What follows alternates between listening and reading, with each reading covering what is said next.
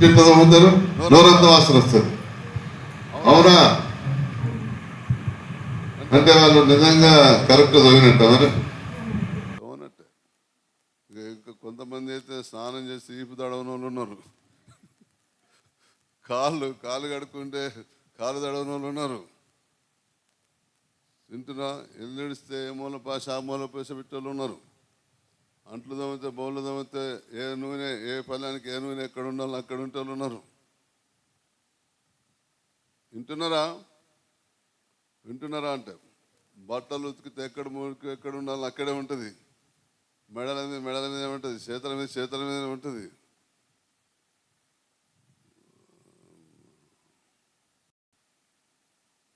చెప్పండి, వింటున్నావా నాయన? అట్లా ఉంటే నడవదు దేవుని దగ్గర. పూర్ణ హృదయం, పూర్ణ ఆత్మ, పూర్ణ వివేకం, పూర్ణ బలం ఇన్ని ఇవ్వాలి దేవునికి. ఏమేమి ఇవ్వాలి? పూర్ణ హృదయం, పూర్ణ ఆత్మ, పూర్ణ వివేకం, పూర్ణ బలం. వింటున్నారా? ఈ నాలుగు ఇచ్చి చూడండి, ఈ నెల గర్భం అవుతుంది. ఈ నెల నుంచి అప్పులు చేరటం మొదలవుతుంది. ఇప్పుడే మీ నడువు నొప్పి మాయమవుతుంది. ఇప్పుడే మీ కిడ్నీలు బాగవుతాయి. ఇప్పుడే మీ గుండె బాగవుతుంది. పైసలు హాస్పిటల్కి అవసరం లేదు అసలు. అంతా సగం సగం ఇచ్చుకుంటా, సగం ఇచ్చుకుంటా. లేలుయా. వింటున్నారా అంటే నా సంగతి చెప్పానా నేను? ఎందుకు అట్లా అనిపిస్తుందో నాకు తెలియదు, కానీ నీకు పిల్లలైతే బాగుండు 2-3 నెలలు అనుకున్నాను అవుతారు కథం. 20 సంవత్సరాలు కానీ 30 సంవత్సరాలు కానీ పిల్లలు లేకుండా ఉన్నా ఈమెకు అయితే బాగుండు అంటే ఖచ్చితంగా అవుతుంది. మరి ఎప్పుడు వస్తుందంటే ఆమె పూర్ణ హృదయం, పూర్ణాత్మ, పూర్ణ బలం ఇస్తే అప్పుడు నా మనసు వాళ్ళ మీద పోతుంది. లేకపోతే పోదు. మీ ఇష్టం. మీరు భక్తి కనబడాలి, నీ భక్తి. అప్పుడు దేవుడు ఖచ్చితంగా కార్యం చేస్తాడు. వింటున్నారా? మళ్ళీ ఇంకొకటి కూడా ఉన్నది. ఏమింత పొట్టుకున్నది నీకు పెళ్ళి అవుతుందా? ఏమింత పొట్టుకున్నది నీకు పెళ్ళి అవుతుందా? ఇంత పొట్టుకుని ఎవడు చేసుకుంటాడు అనుకుంటే పెళ్ళి అయిపోతుంది కథం. వింటున్నారా? ఏమింత మంచిగా ఉన్నది ఎవరైనా చేసుకుంటే బాగుండు, ఏమింత బాగుంది ఎవరైనా చేసుకుంటే ఎవడు చేసుకోవట్లేదు. నాకు జరిగిన చెప్తున్నా, నేను కథలు అన్నీ చెప్తున్నా. మీ ఇష్టం. నేనైతే ఇప్పుడే చెప్తున్నా, యెహోవాను నమ్ముకున్నవాడు ధన్యుడు. ధన్యుడు అంటే అన్ని రకాలుగా దీవించబడ్డవాడని అర్థం. ఏ సమస్య లేనివాడని అర్థం ధన్యుడు అంటే. వింటున్నారా? యెహోవానికి ఆశ్రయముగా ఉండును అంటే ఏ ఆపద వచ్చినా హై స్పీడ్గా వచ్చి దేవుడిని ఆదుకుంటే. పోలీసు వాళ్ళన్నా 104 108 వాళ్ళన్నా ఎక్కడ అడ్రస్సు, ఏ ఊరు, నీ పేరేంటి, నువ్వేం చేస్తావు, ఏమైంది అసలు మొన్న యూట్యూబ్లో ఇస్తున్నారు ఏదో, తొందరగా అర్జెంట్ రావాలి. మేడం ఏమైందంటే, ఇగో నేను ఛాయ్ తాగుతుంటే మా ఆయన నవ్విండు. ఛాయ్ తాగుతుంటే వాళ్ళ నవ్విండట. మేడం అర్థమైంది. నవ్వితే కొట్టిందట. కొడితే మూర్చొచ్చి కింద పడ్డాడు. నాకు అర్థమైంది వచ్చేస్తాను మేడం అన్నారు. ఛాయ్ తాగితే మీ ఆయన నవ్వుతేనే రావాలి. ఛాయ్ బట్టల మీద పడ్డది. మేడం ఛాయ్ బట్టల మీద పడితే నేను అంబులెన్స్ రావాలన్నా మేడం అంటే, అది కాదయ్యా, మా ఆయన నన్ను చూసి నవ్విండు. మేడం నాకు అర్థమైంది, వచ్చేస్తాను 5 నిమిషాల్లో వచ్చేస్తాను. ఇంకా వాళ్ళన్నా ఎన్ని ఎంక్వైరీలు చేసి అడిగి, కానీ దేవుడు అట్లా కాదు. నీ సమస్య దేవునికి నువ్వు చెప్పనక్కర్లేదు. దేవుడు మనకు ఆశ్రయమును, దుర్గమునైనడు, ఆపత్కాలమున నమ్ముకొనదగిన సహాయకుడు. దేవుడు మనకు ఆశ్రయం. అంటే ఎలాంటి ఆశ్రయం అంటే కేడం అంటే దయ చూపించేవాడు. ఆపద వచ్చినప్పుడు ఎంత దుర్మార్గునికైనా సరే ఆపద వచ్చిందంటేనే దయ చూపెడతాడు. వింటున్నారా? మనం ఏం చేస్తాం? మన పగోడు అనుకో, మనకు ఆపద వచ్చిందనుకో మనకి అట్నే కావాలంటాం. మనం దయ చూపించాం, అప్పుడు దేవుని గుణం మనలో ఉండదు. మంచిగా అయింది వాడు చెప్పి తింటాడు, మంచిగా అయింది అది చెప్పి తింటుంది, దానికి అట్నే కావాలంటారు. దేవుడు అట్లా చేయడు. దేవుడు మనకు ఆశ్రయము, దుర్గం. నువ్వు ఆపద కాలంలో నువ్వు అంతకుముందు ఎంత దుర్మార్గంగా నడిచినా సరే, ఆపద వచ్చినప్పుడు యేసయ్యా అంటే చాలు, అంతే. ఎంతటి ఆపదైనా సరే దేవుడు నిమిషాల మీద తీసేస్తాడు. ఇప్పుడు పేతురు చూడండి, సముద్రంలో నడుస్తానే బయలుదేరాడు. ఎటువైపు చూసిండు? యేసయ్య వైపు చూస్తే ఏం కాకపోవు. అటు పెద్ద గాలి దుమారం వస్తున్నది, తుఫాను మళ్ళీ వచ్చినట్టయింది. వెంబటే భయం, సన్న భయం హృదయంలోకి వచ్చేసింది. వెంబటే మునిగిపోతాం. అందుకొరకే మీరు ఎప్పుడు దేవుని మాటలే వినాలి. చెప్పండి, ఏ మాటలు వినాలి? రోమాపత్రిక 10వ అధ్యాయం 17వ వచనం చెప్తున్నది, చదవండి. రోమాపత్రిక 10వ అధ్యాయం 17వ వచనం చెప్తుంది, చదవండి. చూడండి, బాగానండి. మీరు అన్ని చర్చిలలో పోతున్నారు, అందరూ వాక్యం చెప్తున్నారు, మంచిదే, నేను కాదంటలే. కానీ మరి విశ్వాసం రావట్లేదు. చెప్పండి, ఏం రావట్లేదు? విశ్వాసం కాగా వినుట వలన విశ్వాసము కలుగును, వినుట క్రీస్తునికి వచ్చిన మాట వలన కలుగును. చూసినా, ఇక్కడ సేవకుడు ఏ మాట చెప్పాలంటే దేవుడిచ్చిన మాటే చెప్పాలి. ఆ దేవుడిచ్చిన మాటే నీకు విశ్వాసం కలిగిస్తుంది.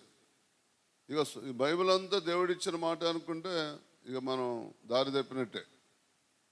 దేవుని ఆత్మ ద్వారా ప్రత్యక్షపరచబడిన వాక్యమే దేవుని వాక్యం. ఆత్మ ఖడ్గమును ధరించుకొనుడి అని ఎఫెసీయులకు రాసిన పత్రికలో 6వ అధ్యాయంలో రాసి ఉంటుంది. మనం సర్వాంగ కవచాలు ధరించుకోవాలని. సర్వాంగ కవచాలు సరిపోవు, ఆత్మ ఖడ్గం ధరించుకోవాలని, విశ్వాసమైన డాలు పట్టుకోవాలని రాసున్నది. కనుక ఆత్మ ఖడ్గం అంటే దేవుడిచ్చిన వాక్యం. ఆత్మ పరిశుద్ధాత్ముడిచ్చిన వాక్యమే ఆత్మ ఖడ్గం. అదే నీకు ఆశీర్వదిస్తుంది, అదే నీకు విశ్వాసం కలిస్తుంది, అదే నీకు క్రియ. నీకు ఏం చేయాలో, నీకు అప్పులు తీరాలన్నా అప్పులు తీరే క్రియ ప్రారంభిస్తుంది. సంతానం కలగాలన్నా సంతానమయ్యే క్రియ జరిగిస్తుంది. హల్లెలూయా. వింటున్నారా? యెహోవా నమ్ముకున్నవాడు ధన్యుడు, యెహోవానికి ఆశ్రయముగా ఉండును. వింటున్నారా? నేను ఒక సంగతి చెప్తే జాగ్రత్తగా వినండి. ఇగో, భర్త లోపం, భార్య లోపం అనకండి ఎవరి మీద. డాక్టర్లో నీకు ఈ లోపం ఆ లోపం ఉన్నది అనకండి. అంటే నువ్వు వాళ్ళ మాట విన్నావు కాబట్టి నువ్వు అవిశ్వాసానికి వెళ్ళిపోయినావు. నువ్వు వాళ్ళ మాటలు ఎప్పుడు వినొద్దు. నాకు ఏ ఆధారం లేదు, నా అప్పులన్నీ తీరిపోయినాయి. బైబిల్ అని చెప్తుంది తెలుసా? నీ పెదవుల ఆదాయం వలన తృప్తి పొందదువు, నీ నోటి ఫలముల వలన కడుపు నిండునని రాసింది. మా నోటి నుంచి ఫలాలు రావాలి. అన్ని ధైర్యపరిచే మాటలు, బలపరిచే మాటలు, ఆశ్రయించే మాటలు, దీవించే మాటలు, ఓదార్చే మాటలు రావాలి. వింటున్నావా? తిట్టు ఇంటి పోయినాక ఎట్లా వస్తాయి ఆశీర్వాదం? ఎట్లా వస్తుంది? నోటి ఫలము చేత తృప్తి పొందును అని రాసింది. పెదవుల ఆదాయం చేత అని కడుపు నిండునని రాసింది. నా ఆదాయం నా పెదవులే. నా పెదవులు లేవనుకో ఇన్కమ్ అంతా పడిపోతుంది, తెలుసా నీకు? వింటున్నారా? మీ ఆదాయం మీరు ఎక్కడ కష్టార్జితమో మీ తలకాయనో ఏదో ఉంటుంది. ఆ తలకాయలో చూపాయాలన్నీ పెడితే పైసలు వస్తాయి కదా. నా తలకాయ తీసేసి 34 సంవత్సరాలు అయింది ఇక్కడ. ఇప్పుడు ఇది నా తలకాయ అనుకుంటున్నా? కాదు, నా తలకాయ వేసిపోయి కిరాయి తీసుకున్నాను, లీజుకి తీసుకున్నాను. లీజుకి కిరాయి తీసుకొని ఆయన మాటలు లోపల వస్తే ఆ మాటలతో ఇన్కమ్ వచ్చింది. 36 సంవత్సరాలు నా సొంత తలకాయతో ఏం లాభం లేదు. సంఘానికి శిరస్సు క్రీస్తే. చెప్పండి, సంఘానికి శిరస్సు క్రీస్తే. ఆయన మాటల ప్రకారం నడవండి.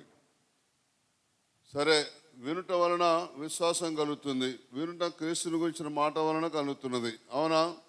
14వ వచనం, వాడు విశ్వసింపని వానికి ఎట్లు ప్రార్థన చేయదురు. చూడు, మీకు ప్రార్థన చేసుకోండి అన్నాం.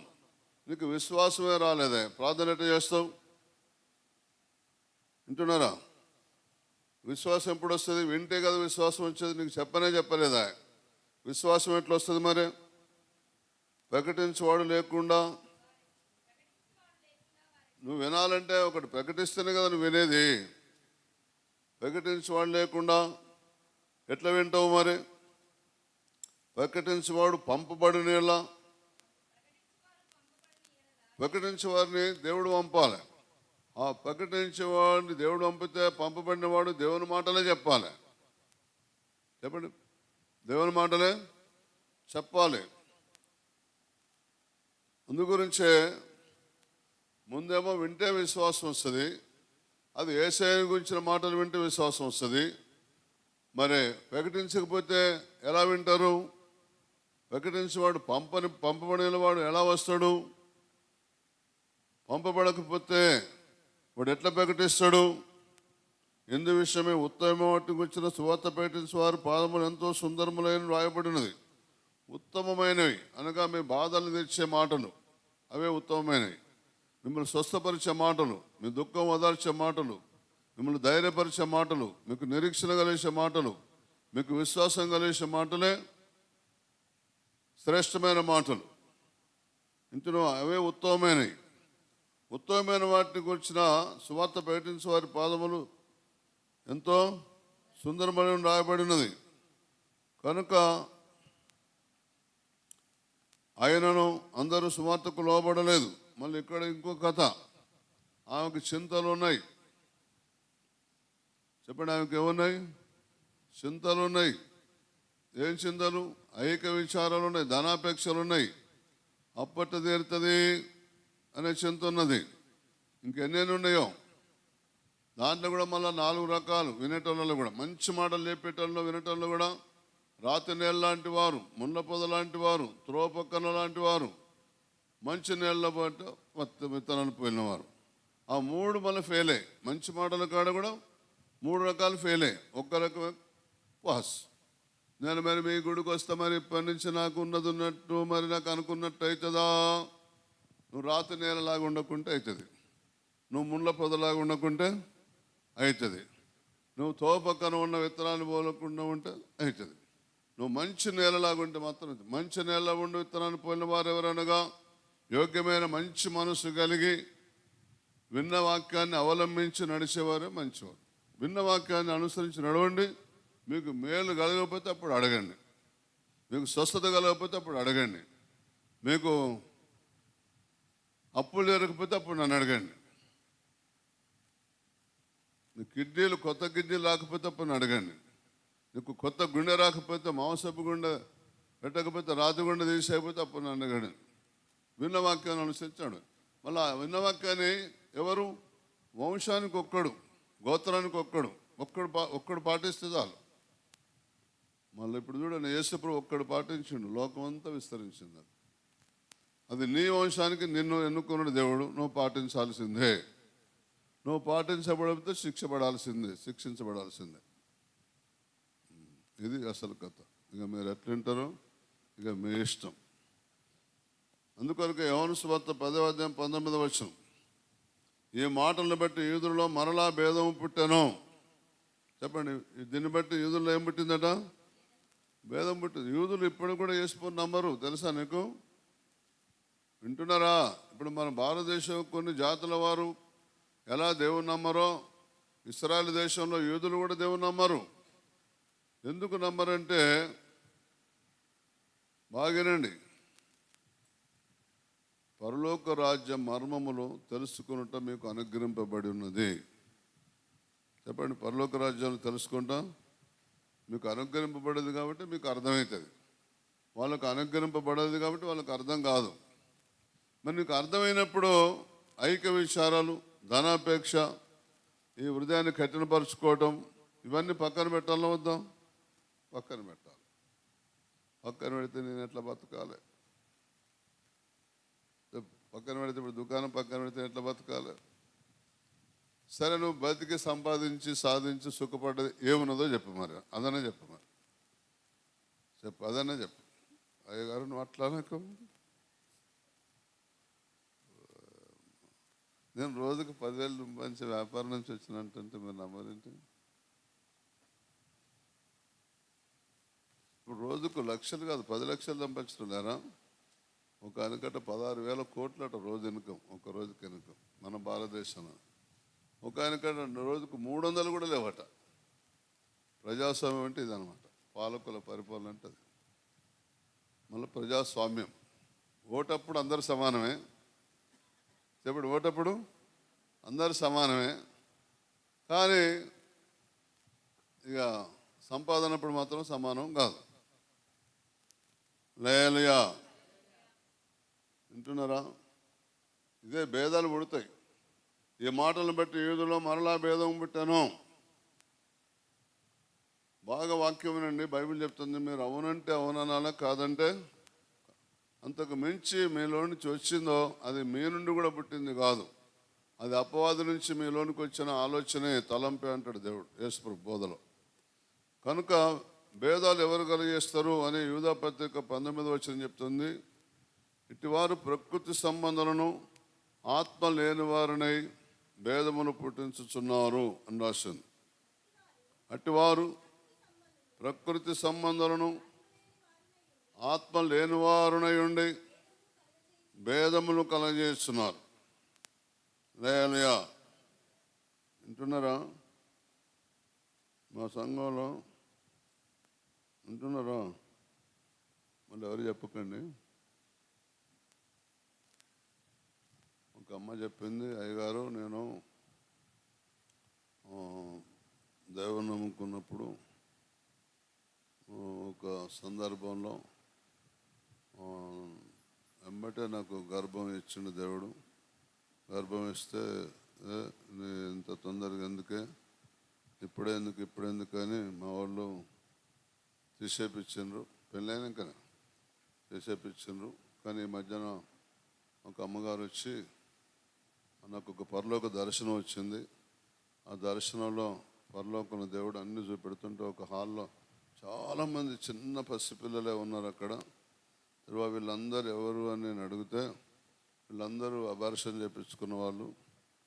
ఒకవేళ మళ్ళీ పిల్లలు కావాలని కోరుకుంటే నేను వాళ్ళకి ఇస్తా, వాళ్ళని మళ్ళీ వాపసు పంపిస్తాను అన్నాడు. మరి మీకు ఎవరికైనా అట్లా పిల్లలు కావాలనుకుంటే మీరు మళ్ళీ ప్రార్థన చేసుకోండి, మీకు ఇస్తాడు దేవుడు అన్నాడు అని ఒక అమ్మగారికి నిలబడి సాక్ష్యం చెప్తే, మీ అసంటలో ఒక అమ్మకు 12 సంవత్సరాల బిడ్డ, 16 సంవత్సరాల బిడ్డ, ఇద్దరు బిడ్డలు. ఆపరేషన్ చేయించుకోలే. ఆపరేషన్ చేయించుకున్న పిల్లలు పుడతారు. ఆపరేషన్ ఫెయిల్ కావట్లేదా? నువ్వు విశ్వాసం వస్తే ఫెయిల్ చేస్తాడు.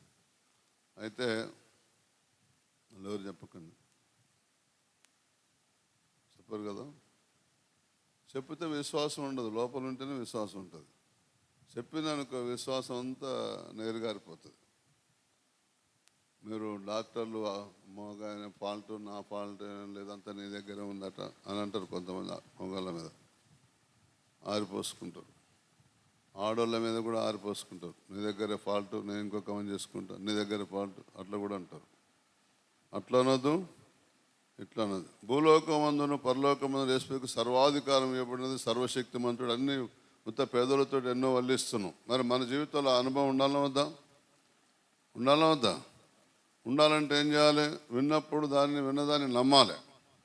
ఆ అమ్మ నమ్మి, ప్రభా మరి నేను అప్పుడు తెలియక నేను కొడుకు అప్పుడు వర్షం చేపించుకున్నా, నా కొడుకు నాకు ఈ దేవా, నా కొడుకు నాకు ఈ దేవా, నా కొడుకు నాకు ఈ దేవా అని ప్రార్థన చేస్తాను.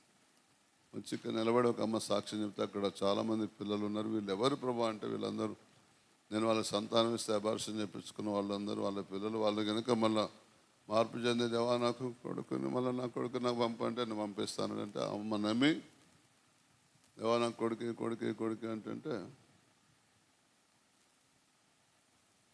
వింటున్నారా? నెలదప్పిందట. నిలదప్పితామంటది. అయ్యగారు నమ్మకపో, నేను ఎవరు చెప్పలేదు.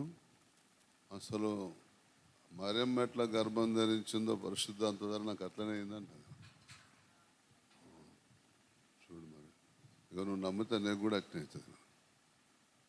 ఎవరు నమ్మితే వాళ్ళకి అట్లా.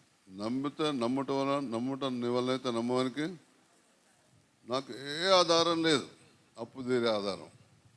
అమ్మగారికి ఎప్పుడు 4-5 వేల జీతం. అప్పుడు నేను అప్పుల 34 సంవత్సరాల క్రితం 4-5 వేల జీతం. ఆమె అన్నీ మిగిలించుకునేది 10-12 వందలే. మిగతా పైసలన్నీ కూడా వడ్డీలకు నేను చేసిన అప్పులకు వడ్డీలకు కూడా సరిపోకపోయేది ఆ పైసలు, మిగిలిన పైసలు. వింటున్నారా అంటే మరి మీకు కూడా మీకు మేలు కలగాలం వద్దా? ఇశ్రాయేలులారా యెహోవా నమ్ముకొనుడి, అహరోను వంశస్థులారా యెహోవా నమ్ముకోండి, యెహోవా భయభక్తులు గలవారులారా యెహోవా నమ్ముకోండి. ఆయన వారికి సాయం, వారికి కేడం. కేడం అంటే దయ చూపించేవాడు. ఆయన దయ ఉంటేనే మనకు సాయం దొరుకుతుంది. అవునా? మరి నమ్ముతేనా నమ్మకపోతేనా?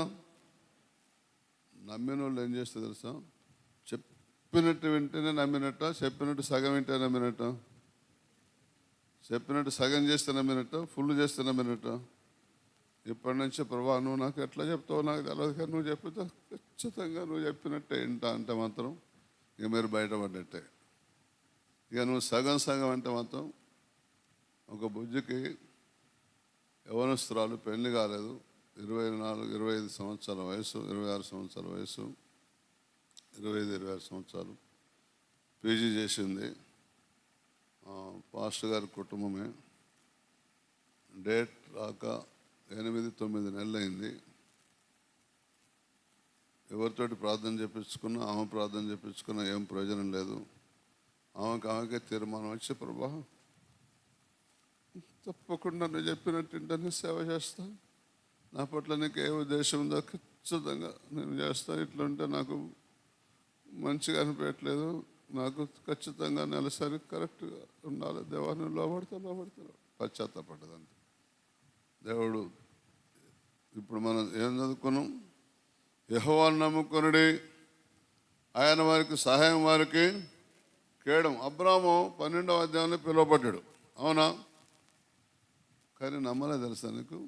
15వ అధ్యాయం 6వ వచనం వరకు చూస్తే 15వ అధ్యాయం 6వ వచనంలో అక్కడ రాసినది అబ్రహాము దేవుడు నమ్మాను, అది అతనికి నీతిగా ఎంచబడాను. అప్పుడు నమ్మిండు అనమాట. ఎప్పుడు నమ్మిండు?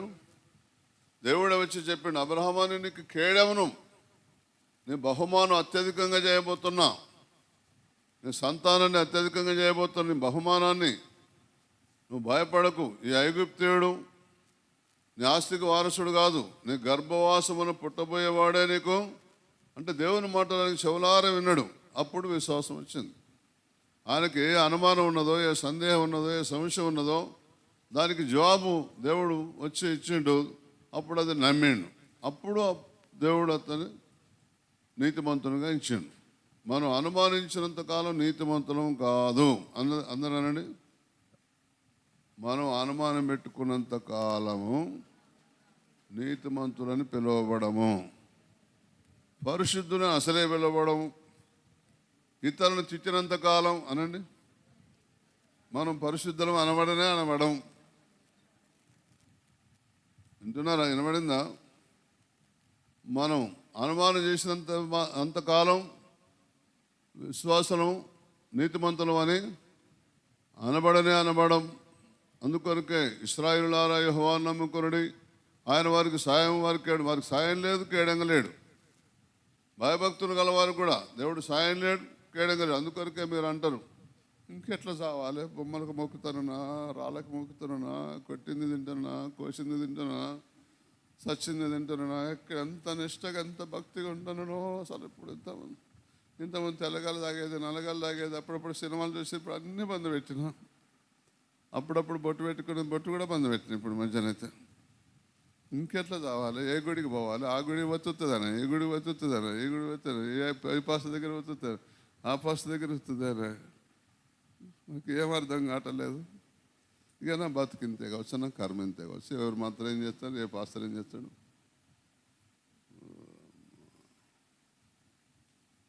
చచ్చిపోయి శవం 4 రోజులు సమాధులు ఉంటే అసలు 2వ రోజు నుంచే సాగు వాసన వస్తుంది. అవును,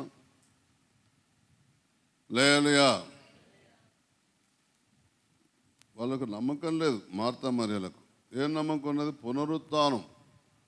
అప్పుడు మాకు బాగా వాక్యం అర్థమైంది. కడబూరు మోగినప్పుడు లేస్తాడు ఏమో తమ్ముడు అన్నాడు. నమ్ముట నీ వల్లనైతే ఇప్పుడే నువ్వు దేవుని మహిమను చూస్తామంటాడు. లేలుయా. వాళ్ళ నమ్మకాన్ని బట్టి కాదు, కానీ సగం ఊరు మారాలని యేసుప్రభు సమాధి దగ్గరికి వచ్చి కన్నీరు విడిచి లాజరు బయటికి రాన్నాడు అంతే. లేయలియా. ఇక మార్తమేరల సంగతి ఏమో నాకు తెలియదు, కానీ సగం ఊరంతా మారిపోయింది. లేయలియా. మీరు కూడా ఇప్పటి నుంచి నమ్మండి, దేవుడు కార్యం చేయబోతున్నాడు. మీ కార్యం చూసి సగం ఊరు మారబోతుంది.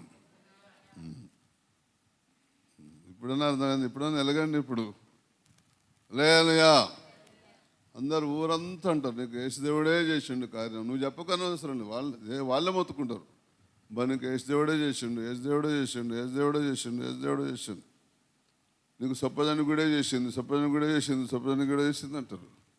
ఒక ఏమంటుంది, మాయదారుడు వచ్చి మమ్మల్ని మాయ మాటలు చెప్పి పక్క వేసిండు. సొప్పదాని గుడికి పోయినంత కాలం ఒక గోల్ లేదు, ఒక సూది లేదు. ఎప్పుడైతే పక్కకు వచ్చినామో మా పైసలు అన్నీ దవాఖానికి అవుతాయి అనేటోళ్ళు కూడా ఉన్నారు. కావాలంటే వాళ్ళ ఇంటికి పోదాం, నిజామాబాద్. వింటున్నారా? వింటే విన్నారు, కానీ జ్ఞాపకం ఉంచుకోండి. జ్ఞాపకం ఉంచుకుంటే మీకు కూడా సువిధ అవసరం లేదు, గోలు అవసరం లేదు. లేయలియా.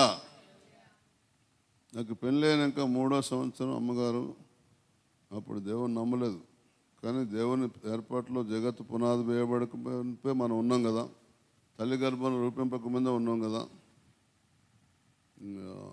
3 సంవత్సరాలకు పిల్లలు కాలే. మనం హాస్పిటల్కి పోదామా అని అన్నది. నాన్న నీ దగ్గర ఏం తప్పులేదు, ఏం టెస్టులు చెప్పలే, నా దగ్గర ఏం తప్పులేదు, ఏం టెస్టులు చెప్పలేదు, ఏం భయపడకు, దేవుడు సంతానం ఇస్తాడు అన్నా. అంతే. ఆ నెలే, ఆ సంవత్సరమే బిడ్డనిచ్చేసి. లేయలియా.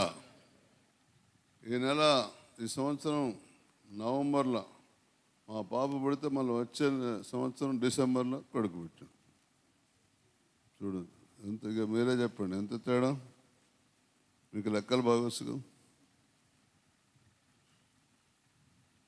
ఈ సంవత్సరం నవంబర్లో పాప పుడితే వచ్చే సంవత్సరం వల్ల డిసెంబర్లో కొడుకు పెట్టాడు. మళ్ళీ జనవరిలో మళ్ళీ ఇంకేమవుతుందో అని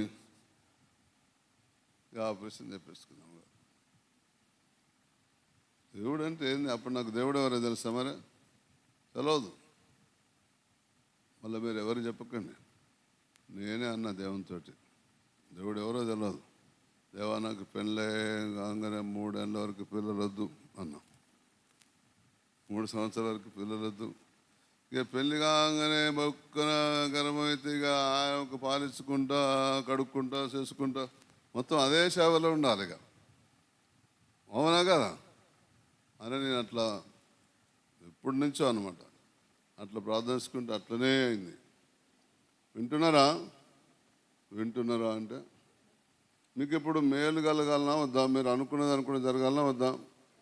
సమూయేలు మొదటి గ్రంథం 15వ అధ్యాయం 7వ వచనం. తర్వాత సౌలు అమాలేకీయులను హవీలా నుండి ఐగుప్తు దేశం మార్గమునున్న షూరు వరకు తరిమి హతము చేసి, తర్వాత సౌలు అమాలేకీయులను హవీలా నుండి ఐగుప్తు దేశపు మార్గమునున్న షూరు వరకు తరిమి హతము చేసి. సమూయేలు మొదటి గ్రంథం 15వ అధ్యాయం 7వ వచనం.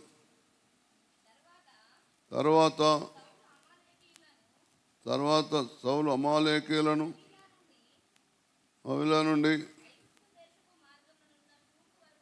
ఐగుప్తు దేశం మార్గమును షూరు వరకు తరిమి హతము చేసి. మనం ఇప్పుడు ఏం చేయాలంటే, మనం సైతాను మాటలు వినకూడదు.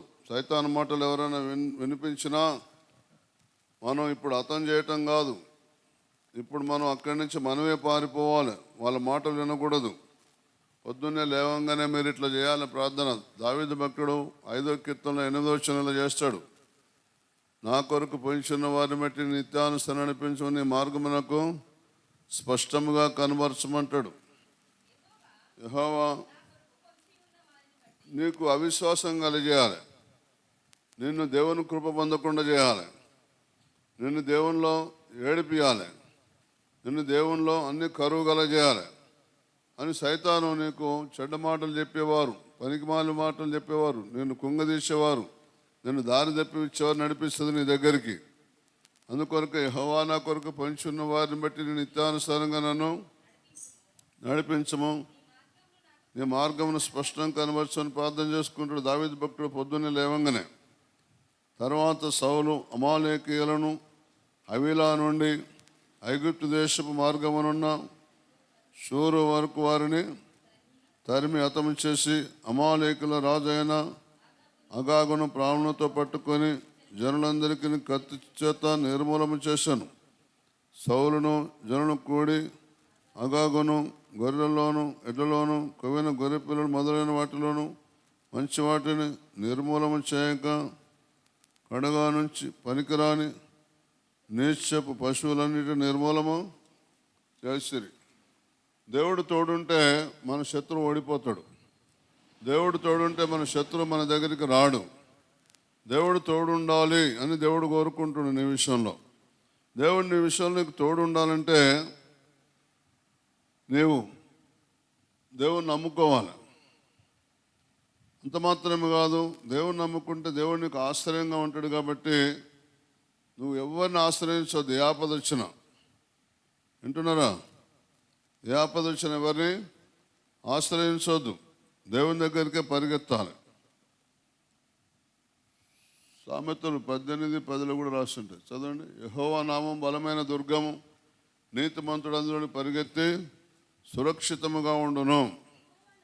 యెహోవా నామం బలమైన దుర్గం, నీతిమంతుడు అందులోనికి పరిగెత్తి, అంటే నామంలోనికి, వాక్యంలోనికి, దుర్గంలోనికి.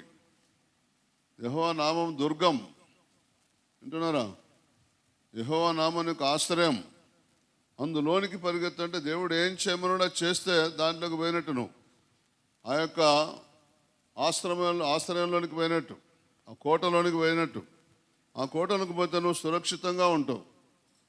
అంతేగాని భేదాలు పెట్టుకొని మీరు బయటనే ఉన్నారనుకోండి, ఇక మీకు ఎప్పటికీ దుఃఖమే. తర్వాత సౌలు అమాలేకీయులను హవీలా నుండి ఐగుప్తు దేశ మార్గమునున్న షూరు వరకు తరిమి హతం చేసిన. అంటే మనం అన్ని జనుల మాటలు వినకూడదు. వింటున్నారా? మొదటి కీర్తనలో ఇంతమంది చదువుకున్నాం కదా, దుష్టుల ఆలోచన చొప్పున, పాపుల మార్గన, అపహాసకులు కూర్చున్న చోటున, ఈ 3 మానేయాలి మీరు. ఈ అమాలేకీయులను తరివేయాలి. వాళ్ళ మాటలు వినకూడదు, అవిశ్వాసం వస్తుంది. వాళ్ళ మాటలు వినకూడదు, భక్తిహీనం అయిపోతాం, పనికిమాల వారం అయిపోతాం, వేషధారణం అయిపోతాం, దుష్టలం అయిపోతాం. ఎప్పుడు దేవుని మాటలే వింటూ ఉండాలి, ఎప్పుడు దేవుణ్ణి ఆశ్రయిస్తుండాలి. ఆపదలు రావని కాదు, నీతిమంతునికి వచ్చే ఆపదలు అనేకం. నీతిమంతుడు అంటే ఎవరంటే కీర్తన 55 కీర్తన 22 వచనాలు రాస్తున్నది. ఏమని? 55:22 నీ భారము యెహోవా మీద ఉంచుము, ఆయనే నిన్ను ఆదుకొనును.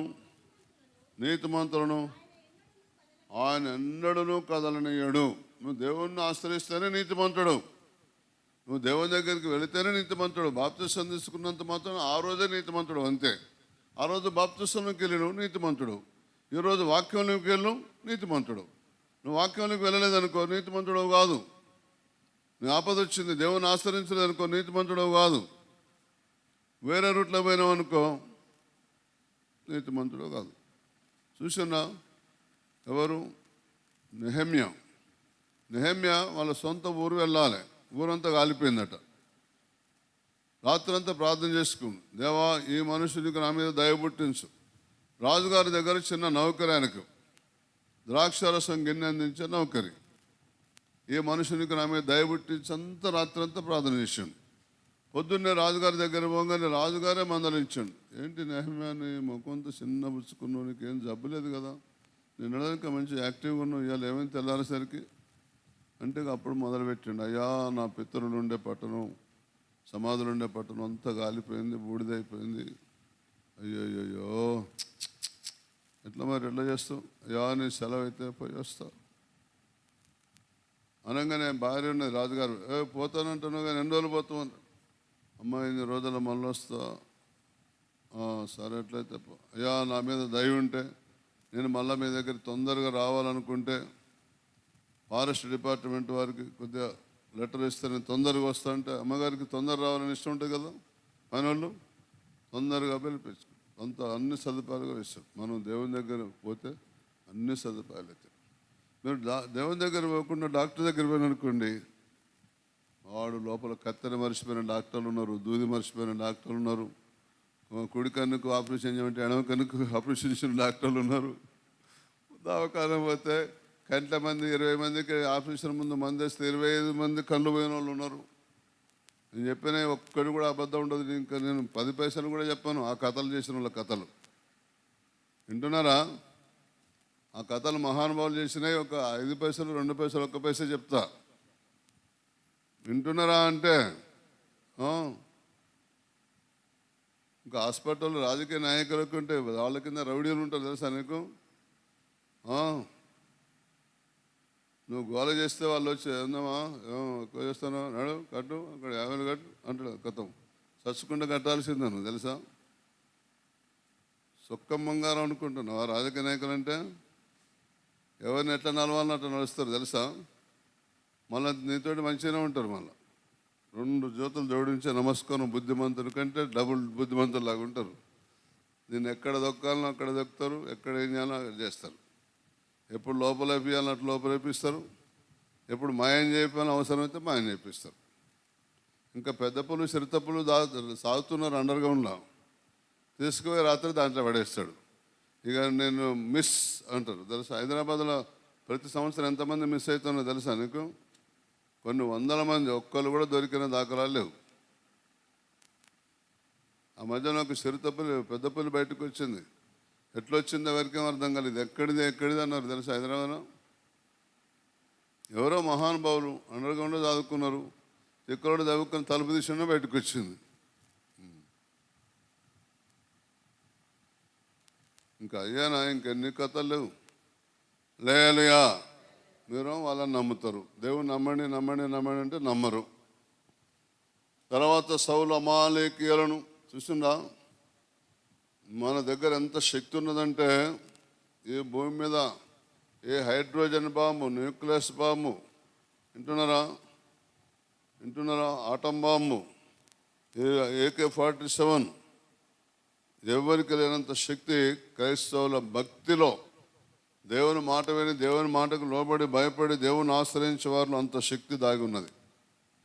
దాన్ని మీరు వెలికి తీయటంలే, బయట తీయటంలే, అది లోపట్లే పెడుతున్నారు. ఆ ఒక్క తాళంతా తీసుకున్నాడు మట్టిలో కప్పిపెట్టినట్టు పెడుతున్నారు. దాన్ని ఉపయోగించుకోండి, మీకు మేలవుతుంది. మీ ద్వారా కొన్ని 100 మందికి 1000 మందికి మేలవుతుంది. హల్లెలూయా. ఇర్మియా గ్రంథం 15వ అధ్యాయం 19వ వచనం. కాబట్టి యెహోవా ఇలాగూ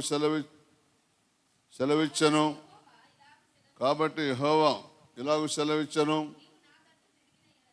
నీవు నా తట్టు తిరిగిన యెడల, నీవు నా సన్నిధి నిలిచినట్లు నేను నిన్ను తిరిగి రప్పింతును. ఏవి నీచములో ఏవి ఘనములో నీవు గుర్తుపట్టిన యెడల నీవు నా నోటి వలనందు వారు నీ తట్టు నాకు తిరగవలను కానీ నీవు వారి తట్టు తిరగకూడదు. మా సంఘంలో ఒక నాయన, దేవా నేను పొలం అయితే నాటేసిన, మంది వేయాలి, నా దగ్గర ఒక్క పైస లేదు, నేనైతే ఎవరిని అడగను, నువ్వు ఎట్లా చేస్తావో నాకు తెలియదు, నాకు పైసలు కావాలి అని బాగా ప్రార్థనలో మోకరించి, మనమైతే అన్న నాటేసిన చేనుకు పొలం కొద్దిగా మంది అని నేను మళ్ళా పోతల మీద పైసలు ఇస్తున్నాను, నెలకి ఇస్తున్నాను, 2 నెలలకి ఇస్తున్నాను, 10 మంది 20 మంది దగ్గరికి పోతాం మనమైతే.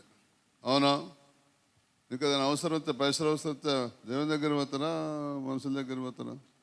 చెప్తే ఏమవుతుంది? ఎవరి దగ్గర పోతారు? నేనైతే నాకు ఒకసారి 500 రూపాయలు అర్జెంట్ అవసరం ఉంది. దేవుని నమ్మిన తొలి దినాల్లో 500 అంటే చాలా విలువ. ఇప్పుడు 2-3 వేలతో సమానం అప్పటికిప్పటికి. నేను అట్లా అంటుంటే, నేను మీటింగ్ పెట్టే స్థలం అప్పుడు వాళ్ళు 60,000 ధర చెప్పింది ఎకరం, నేను 40,000కి అడిగిన. ఇప్పుడు ₹1,00,00,000 ఉండదా? మరి అప్పటికిప్పటికి ధర విలువ లేదా? అప్పుడు 500 అంటే ఇప్పుడు 5,000 అన్నా కూడా తక్కువ, ఇంకా తక్కువనే. అవునా? వాళ్ళు 50,000కి ఇచ్చేవాళ్ళు, ఇప్పుడు 1,00,00,000 అన్నది. ఇక దాని లెక్కలు వేసుకోండి మరి. ఇప్పుడు కోటి కూడా ఇస్తారో ఇయ్యరు? ఇయ్యరు. కోటి కూడా ఇయ్యరు. కోటి కూడా ఇయ్యరంటే ఇప్పుడు గుంట 15 లక్షలు ఉంది అక్కడ. మీరు చెప్పండి, కోటి అవుతుందా? 40 గుంటలు అంటే మీరే చెప్పండి ఎన్ని కోట్లు అవుతాయో. మీకు లెక్కలు బాగొచ్చు. అంత అలాంటి దుస్థితులు ఉన్నప్పుడు దేవా నాకు అదంతా చల్లదు, నాకు ఒక 500 రూపాయలు కానీ ఎవరిని అడగను. ఎట్లా చేస్తూ ఇప్పుడు మనం చదువుకున్నాం, ఆయన మనకు ఆశ్రయం అని. అవునా? ఇంకా అవసరం వచ్చినప్పుడు ఎక్కడికి పోవాలి? ఆయన కంటి డాక్టర్ ఆయనే, చెవుల డాక్టర్ ఆయనే, తలకాయ డాక్టర్ ఆయనే, మెదడు డాక్టర్ ఆయనే, నరాల డాక్టర్ ఆయనే, ఎముకల డాక్టర్ ఆయనే, గుండె డాక్టరు ఆయనే, పండ్ల డాక్టరు ఆయనే, ఇంకా ఏమన్నా అవయవాలు ఏమైనా ఉన్నాయా? అన్నీ ఆయనే. మహోన్నతుని చాటు నివసించేవాడే, సర్వశక్తినుడను విశ్రమించేవాడు. అయితే ఆ నాయన ఇట్లా అడుగుతుంటే ఇంటి పక్క వచ్చి, అన్న ఇగో నా బిడ్డ ఇప్పుడు 3వ నెల, ఇంకా 6 నెలలకు డెలివరీ అవుతుంది, నా దగ్గర ఒక 10,000 ఉన్నాయి, ఇక ఎందుకైనా మంచిది, ఇవాళ రేపు డెలివరీ ఎట్ అవుతుందో తెలియదు, మరి అప్పటికప్పుడు నా దగ్గర ఉంటే పైసలు ఖర్చు అవుతాయి, నీ దగ్గర ఉంచు, నా బిడ్డ డెలివరీ అప్పుడు మళ్ళీ నేను పైసలు అడుగుతా, నాకు ఇయ్యి అని ఇంటి పక్క అమ్మ తీసుకొచ్చి ఆయనకి ఇచ్చిపోయింది. అబ్బా దేవుని స్తోత్రం ఆయన. ఇప్పుడు నాటేసి నెల అవుతుంది, నాకు 3 నెలలకే ఇంకా పంట కోతకు వస్తుంది, ఇవి నాకు 6 నెలలు టైం ఇచ్చింది, ఈ 10,000 నా దగ్గర ఉంటాయి, ఈ 10,000 పెట్టి మందులు తెచ్చుకుంటా, ఎరువులు తెచ్చుకుంటా, పొలానికి వేసుకుంటా అనుకున్నాడు. అనుకొని మళ్ళీ ఏం చేసింది తెలుసా? ప్రభా ఆమె నాకు ఆపద తీసుకొచ్చి ఎట్లా ఆదుకున్నదో, కానీ ఆ బుజ్జికి నార్మల్ డెలివరీ కావాలి, ఈ పైసలు ఖర్చు కావద్దు అని ప్రార్థన చేసిందండి. ఈయనకి 3 నెలలకే కోతకు వచ్చింది, ఆమె పైసలు ఆమెకి ఇచ్చేసిండు. ఆ తర్వాత బుజ్జి డెలివరీ టైం అయింది, ఆమె పైసలు ఆమెకి మిగిలేటట్టుగా ప్రార్థన చేసిండు, అక్కడ నార్మల్ డెలివరీ అయిపోయింది. ఇప్పుడు చదవండి వాక్యం. కాబట్టి యెహోవా ఇలాగ సెలవిచ్చాను, నువ్వు నా తట్టు తిరిగి నెల, నీవు నా సన్నిధి నిలుచున్నట్లు నిన్ను తిరిగి రప్పింతును. ఏవి నీచములో, అట్లా మనం వేరే వాళ్ళని ఆశ్రయించడం నీచమైన పని, వాళ్ళ కాళ్ళ మీద పట్టడం ఇంకా నీచమైన పని. నువ్వే నాకు దేవుడు అయ్యా, నువ్వు ఎట్లా నాదుకోవాలి అని అధికారుల కాళ్ళ మీద పడుతున్నారు, ధనవంతుల కాళ్ళ మీద పడుతున్నారు, బతిలాడుకుంటున్నారు, ఇంకేదో చేస్తున్నారు. క్రైస్తవులే కాళ్ళ మీద పడొద్దంటే కూడా పడుతున్నారు, ఏ మనిషి కాళ్ళ మీద పడొద్దంటే కూడా పడుతున్నారు, పాస్టర్ల కాళ్ళ మీద కూడా పడుతున్నారు. వాళ్ళు కూడా దీవించినట్టే యాక్షన్ చేస్తున్నారు. కాళ్ళ మీద పడితే కాళ్ళ మీద పడ్డోడు పోతాడు నరకానికి, పడుతుంటే దిద్దుబాటు చేయనోడు కూడా పోతాడు నరకానికి. ఏ మానవుడు కూడా పూజార్హుడు కాడు. మేము పడమన్నామా? పడమన్నావు, తలోక పడ్డారు నిజమే, నీకు అన్ని తెలిసినప్పుడు చెప్పొద్దా వాక్యం? బోధనలోనే చేయొద్దా? ఇట్లా వాక్యం చెప్పొద్దా? బోధ చేసినప్పుడే చెప్పొచ్చు కదా. ఎవరు కాళ్ళ మీద పడొద్దు, కాళ్ళ మీద పడితే నీకు నరకమే నాకు నరకమే అని చెప్తే పడతారా? ఇంకోసారి పడతారా అంటే? కాబట్టి యెహోవా ఇలాగ సెలవిచ్చను, నువ్వు నా తట్టు తిరిగి నెడలా, నువ్వు నా సన్నిధి నిలిచినట్లు నేను నిన్ను తిరిగి నా సన్నిధి నిలిచినట్లు అంటే విశ్వాసంగా ఉండేటట్లు. ఇప్పుడు దేవుడు కార్యం చేసాడు, విశ్వాసంగా ఉంటున్నా ఉండడా? ఆ నాయనకైతే ఇప్పుడు ఆపద వచ్చింది, 80-90 సంవత్సరాలు, ఇప్పటి వరకు 3 సార్లు 4 సార్లు చచ్చిపోతాడు అనుకున్నా కానీ చావాలి తెలుసా. సన్నిధిలో ఇంకా నిలిచి ఉన్నాడు. ఎంత విశ్వాసం! ఇట్లా దేవుని వైపు చూడాలి. మనకి ఏ ఆపద వచ్చినా దేవుని వైపు చూడాలి. చూస్తారా? పోతారా? ఈ రోజు నుంచి అయినా పోతారా? ఏది కావాలన్నా, ఏది కావాలనంటే ఏం చెప్పాలి మీకు? ఇక మీ ఆలోచనలో మీరే ఆలోచించుకోండి. ఏది కావాలంటే కూడా ఇప్పుడు మనసులో అనుకున్నది కూడా అని మీకు అర్థం కావాలి. ఏదైనా దేవుడు చేసి పెడతాడు. మీకు చేస్తాడా చేయడా? మరి పోతారా పోరా? మాట్లాడేది ఏవి నీచములో, ఏవి ఘనములో. నీచమైన మార్గంలో పోకూడదు, మనం ఘనమైన మార్గంలో పోవాలి. నువ్వు గుర్తుపట్టినడలా. అందుకొరకే మెట్టుకు సహోదరులారా, ఏ యోగ్యత అయిన నెల, ఏ మెప్పైన నెల, ఏది సత్యమో అంటున్నారా? ఫిలిప్పీయులకు పత్రిక 4:8 మెట్టుకు సహోదరులారా, ఏ యోగ్యత అయిన మెప్పైన నెల, మెట్టుకు సహోదరులారా, ఏ యోగ్యత అయినను మెప్పైనను ఉండిన యెడల ఏవి సత్యమైనవో ఏవి మాన్యమైనవో ఏవి న్యాయమైనవో ఏవి పవిత్రమైనవో ఏవి రమ్యమైనవో ఏవి ఖ్యాతి గలవో. చూస్తున్నాం, ధ్యానం వాటి మీద ఉండాలి మనకి ఎప్పుడు. కనుక ఆయన అట్లా ధ్యానం ఉంటే మనం దేవుని సన్నిధిలో నిలిచినట్టు, ఆయన తట్టు తిరిగినట్టు. మనం నువ్వు నా సన్నిధి నిలిచినట్టు నేను తిరిగి రప్పింతును. ఏవి నీచములో ఏవి ఘనములో నువ్వు గుర్తుపెట్టినలా నువ్వు నా నోటి వల్ల ముందవు. ఇప్పుడు చూడండి, మీ పిల్లలు వాళ్ళకు స్కూల్ ఫీజు కట్టాలి అనుకుందాం. ఇంటి పక్కల దగ్గర పోయి అంకుల్ మా ఫీజు కట్టాలి, పైసలు ఇవ్వంటే మీకు ఒళ్ళంతా మంట మండుతుందా మండదా? కోపం వస్తుందా రాదా? రాదా అంటే మాట్లాడేది, వస్తుందా రాదా? వస్తుందా రాదా అంటే, ఇప్పుడు మీకు డ్రెస్ కావాలా, అన్న నాకు డ్రెస్ బట్టి ఏమంటే కోపం వస్తుందా? మరి మన దేవుని పిల్లలం, మన దేవుని వైపు తిరగాలి ప్రతి దానికి. ఎవరిని భర్తను అడగొద్దు, భర్త కూడా భార్యను అడగొద్దు. అడుక్కోండి మేము. ఆయన దగ్గర మహా సమృద్ధి ఉన్నది కదా, అడగండి. ఆయన సర్వశక్తిమంతుడు, ఆయన భర్త కదా. సర్వశక్తిమంతుడా సగం శక్తిమంతుడా? మీరు అసలు అడుగుతారు ఏంది? నేనైతే అమ్మగారు చెప్పాను, ఓ అమ్మ తల్లి, నేను నీకు భర్తను అనుకుంటున్నావు, నేను డూప్లికేట్, ఒరిజినల్ ఉన్నాడు దీంట్లో, నీకు ఏది కావాలని ఆయన అడుగు. నాకైతే ఇప్పుడు ఏ చింత లేదు తెలుసా, నాకు మొత్తం ఫ్రీ. మళ్ళా ఇది షుగర్ ఫ్రీ, ఏదో బీపీ ఫ్రీ ఏదో అంటారు చూసినవా, సిగ్నల్ ఫ్రీ అంటారు చూసినవా, సిగ్నల్ త్రూ అంటారు చూసినవా, అట్లా ఉంటుంది. అసలు ఏ చింత లేదు నాకైతే ఇప్పుడు.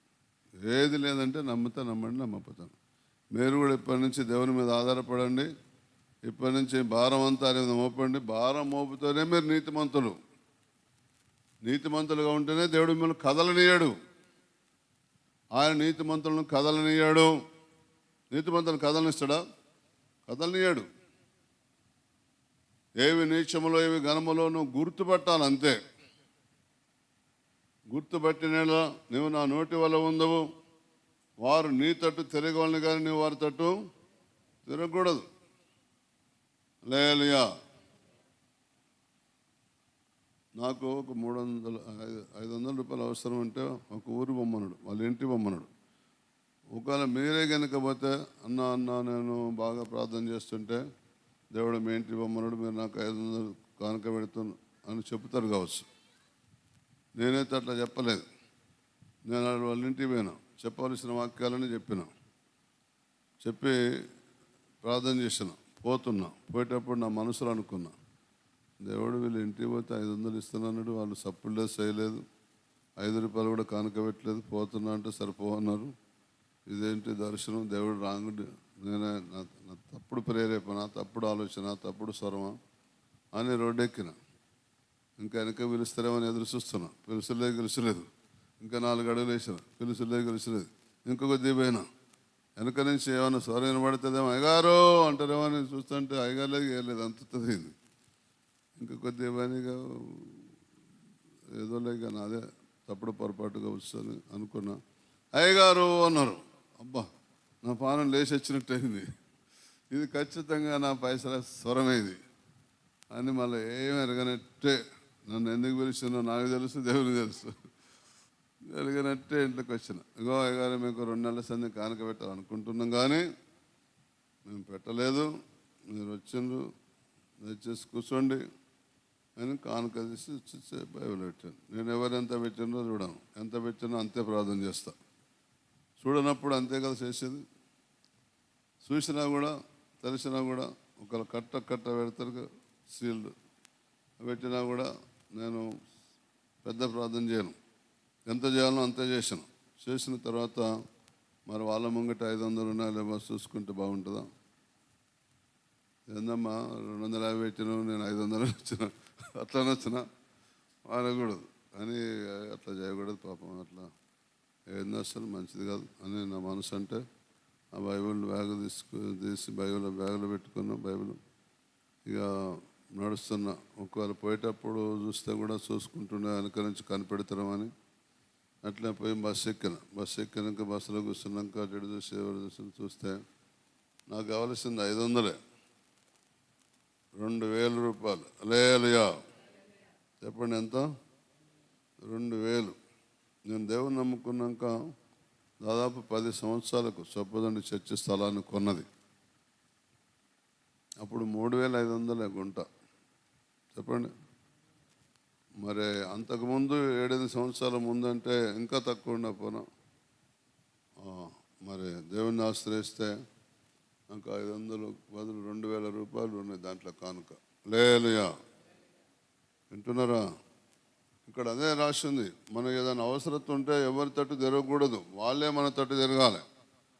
నేను వాళ్ళని అడిగినా, వాళ్ళే పిలిచిన, ఆయనకే పిలిచిన లేదా, వాళ్ళే మన వైపు తిరగాలి. ఏదైనా అంతే. ఇప్పటి నుంచి అయినా జ్ఞాపకం ఉంచుకోండి. లూకాసు వార్త 16వ అధ్యాయం 10వ వచనం, మిక్కిలి కొంచెములో నమ్మకంగా ఉండేవాడు ఎక్కువలోనూ నమ్మకముగా ఉండును, మిక్కిలి కొంచెములో అన్యాయంగా ఉండేవాడు ఎక్కువలోనూ అన్యాయం. మనం దేవుని నమ్మినాక దేవుని దశభాగం దేవునికి ఇవ్వాలి, దేవుని ప్రతిష్టార్పణ దేవునికి ఇవ్వాలి, దేవుని మొక్కుబడులు దేవునికి ఇవ్వాలి, దేవుని కృతజ్ఞత కానుకలు దేవునికి ఇవ్వాలి, దేవుని ప్రతిష్ఠితార్పణ దేవునికి ఇవ్వాలి. ఒకవేళ నాకే అప్పులు ఉన్నాయి, నేను ఇచ్చుడు ఏంటిది, నేనే తిప్పలు పడుతున్నా, నాకు కుటుంబమే గడవట్లేదు, నా అప్పుల బాధే తీరట్లేదు, నాకే లేక నేను వస్తే అని అనుకోకూడదు. ఒక ఊర్లో ఒక అయ్యగారు ఒక మురికి వాడలో సువార్త చేస్తూ వెళ్తుంటే ఒక ఇంట్లో అన్ని తడకలు రేకులు కట్టెలే పెట్టుకుంటారు, గోడలు ఉండవు నిరుపేదల ఇళ్ళకు. అయితే ఆ సందులో పోతుంటే ఇంట్లో శబ్దం వినపడింది. ఇప్పటికి 2 రోజులైంది భోజనం లేక, ఒక ఉద్యోగం దొరకటంలే, పని దొరకటంలే, పోరగాన్లు 10 మంది పోరగాన్లు, నేను ఎట్లా చదవాలో ఏంటిదో అని పాపం ఈ అయ్యగారు ఆ సందులో పోతుంటే ఆ స్వరం వినపడ్డది. ఇక్కడ ఎవరు ఆపదలు ఉన్నారు, బాధలు, తిరుగులో పెట్టుకొచ్చి వాళ్ళకు సువార్త చెప్పింది. మీరేం బాధపడకండి, నేను మా సంఘంలో ప్రకటన చేస్తా, మీరు ఆదివారం గుడికి రండి, దేవుని నమ్ముకోండి, మీ బాధలన్నీ పోతాయి, దేవుడు మీకు ఏదో ఒక పని చూపెడతాడని అంటే వాళ్ళకు కొద్ది దారి దొరికి గుడికి రావటం మొదలుపెట్టాను. అయ్యగారు చెప్పిండు, ఇట్లా నిరుపేద కుటుంబం, ఇట్లా నేను ఆ మురికి వాడలో వెళ్తుంటే సందుల నుంచి వాళ్ళ మాటలు విని లోపల వేసి సువార్త చేస్తే అందరూ వచ్చిండ్రు, 10 మంది పిల్లలు, భార్య భర్తలు, ఏం పని లేదు, మీరు ఎవరైనా వీళ్ళకి ఏమైనా సాయం చేయగలిగితే చేయండి అని చెప్పేసి ప్రకటన చేసిండు అయ్యగారు. ఏమంటే ఒక ధనవంతుడు వాళ్ళ అడ్రస్ తీసుకొని సాయంత్రం 1 క్వింటా బియ్యం పంపించారు. లేయలియా అయ్యగారు ఎవరికన్నా సువార్త చేస్తే సంపూర్ణంగా చెప్తాడు ఆయన ఎట్లా దీవించబడాలో. ఆ 10వ వంతు ఇవ్వాలని చెప్పిండు. చెప్తే క్వింటా బియ్యం ఇంట్లోకి పోయినాక, అమ్మ క్వింటా బియ్యంలో 10 కిలోల బియ్యం మందిరానికి ఇవ్వడానికి ఆమె పానం అప్పట్లో అసలే. వింటున్నారా? పానం అస్సలే అప్పట్లే. మీకు కూడా అంతే, 1 లక్ష రూపాయలు ఇచ్చి ఒక 10,000 దేవునికి ఏమంటే ఇస్తారంటవా? ఏ బుద్ధి కాదు. ఇప్పుడు లేనప్పుడు ఇస్తా అంటారు, ఇక తర్వాత ఏ బుద్ధి కాదు. అందుకనికే మీరు ఇప్పటి నుంచి అలవాటు చేసుకోవాలి. 10 రూపాయలు వచ్చినానుకో 1 రూపాయి దేవునికి ఇవ్వాలి, 100 రూపాయలు వచ్చినానుకో 10 రూపాయలు దేవునికి ఇవ్వాలి, 1000 రూపాయలు వచ్చినానుకో 100 రూపాయలు దేవునికి ఇవ్వాలి, 10,000 వచ్చినానుకో 1,000 దేవునికి ఇవ్వాలి, 20,000 వచ్చినానుకో 2,000 ఇవ్వాలి. అట్లా ఇవ్వలేదనుకోండి, అక్కడ 16:10 లూకాసు వార్త, కొంచెం మిక్కిలి కొంచెంలో నమ్మకముగా ఉండేవాడు ఎక్కువలోను నమ్మకముగా ఉండను, మిక్కిలి కొంచెంలో అన్యాయంగా ఉండేవాడు ఎక్కువలోను అన్యాయం. మీకు కొద్దిగా డబ్బులు ఇస్తాడు, చూస్తాడు 10 రూపాయలు, నువ్వు 10 రూపాయలు నువ్వే నలిసినావు అనుకో, దేవునికి వెళ్ళేదనుకో, ఇక నిన్ను నమ్మడు, అసలే దేవుడు నమ్మడు నిన్ను అసలు. వింటున్నారా? అప్పుడు ఈమె కొంచెంలోనే నమ్మకంగా ఉన్నది, ఎక్కువలో కూడా నమ్మకం ఇస్తాను. నాకు మీలాంటి వాళ్ళు ఒకళ్ళు మొట్టమొదటి వానుక 10 రూపాయలు పెట్టాను. నాకు ఏమో సంబరమైంది, మామూలు సంబరం కాలే. అది తీసుకోగానే జేబులో పెట్టుకోగానే మీ పక్క ఊళ్ళో ఉన్న మీ దోస్తు దగ్గర పోయి సువార్త చెప్పు అని ప్రేరేపణ వస్తుంది. కిరాయి సైకిల్ తీసుకున్నా. వింటున్నారా? అప్పుడు 1/2 రూపాయి ఎంతో ఆ రోజుల్లో కిరాయి గంటకు. పోయేసరికి నాకు ఎసెంట్ ఇల్లు దొరికిందంటే నాకు దగ్గరలే దొరికింది. ఒక రోజు నుంచి ఆ ఇంటి వాళ్ళందరికీ అన్నం లేదు, ఉపాసంతో నీళ్ళు దొరికింది. వాళ్ళు పోగానే వాళ్ళ కథ అంతా చెప్పాను. కథ అంతా చెప్పంగానే నా మనసులో 10 రూపాయలు ఉండగా జేబులో, వాళ్ళకు 7 రూపాయలు 7 రూపాయలు 7 రూపాయలు నువ్వు బాగా తినొచ్చును, వాళ్ళు ఇంటి వాళ్ళందరికీ నిన్నటి నుంచి అన్నం లేదు అని అంటే నేను లెక్కేసుకున్నా. సైకిల్ కిరాయికి ఇప్పుడు గంటకు ₹100. మరి 2-3 గంటలు పడుతుంది, వెళ్ళింటే ఎంతసేపు ఉంటుందో తెలియదు. ఎందుకని మంచిది ఒక 5-6 గంటలకని ₹3 ఉంచుకొని 7 రూపాయలు వాళ్ళకి ఇచ్చేసాను. వాళ్ళ సంబరం కాదు. అరే రారా బుజ్జాడు ఇట్లా, ఇక పైసలు తీసుకుపోయి ఆ దుకాణం కిలో బియ్యం దేపో అన్నాడు. అప్పుడు 5-6 రూపాయలకి కిలో బియ్యం 34 ఏళ్ళ కింద. లేదా ధర తక్కువ లేదా అంటే వాళ్ళ సంబరం కాదు. చిన్నపిల్లలు కనుక ఇట్లా జీప్ పోయినప్పుడు బర్ర మోటార్ సైకిల్ పోయినట్టు ఉరుకుతారు తెలుసా, ఇట్లా డ్రైవింగ్ చేసినట్టే పోయి అయ్యన పోయి బియ్యం వాళ్ళ సంబరం ముఖమంతా వెలిగిపోయింది. నాకు వచ్చినాయి 10 రూపాయలు. 10 రూపాయలు నేను దాంట్లో వాడుకున్నది ఏమీ లేదు. కిరాయి సైకిల్కి ఒకవేళ మిగులుతాయి కావచ్చు, ₹1.5 ₹2 మిగులుతాయి కావచ్చు.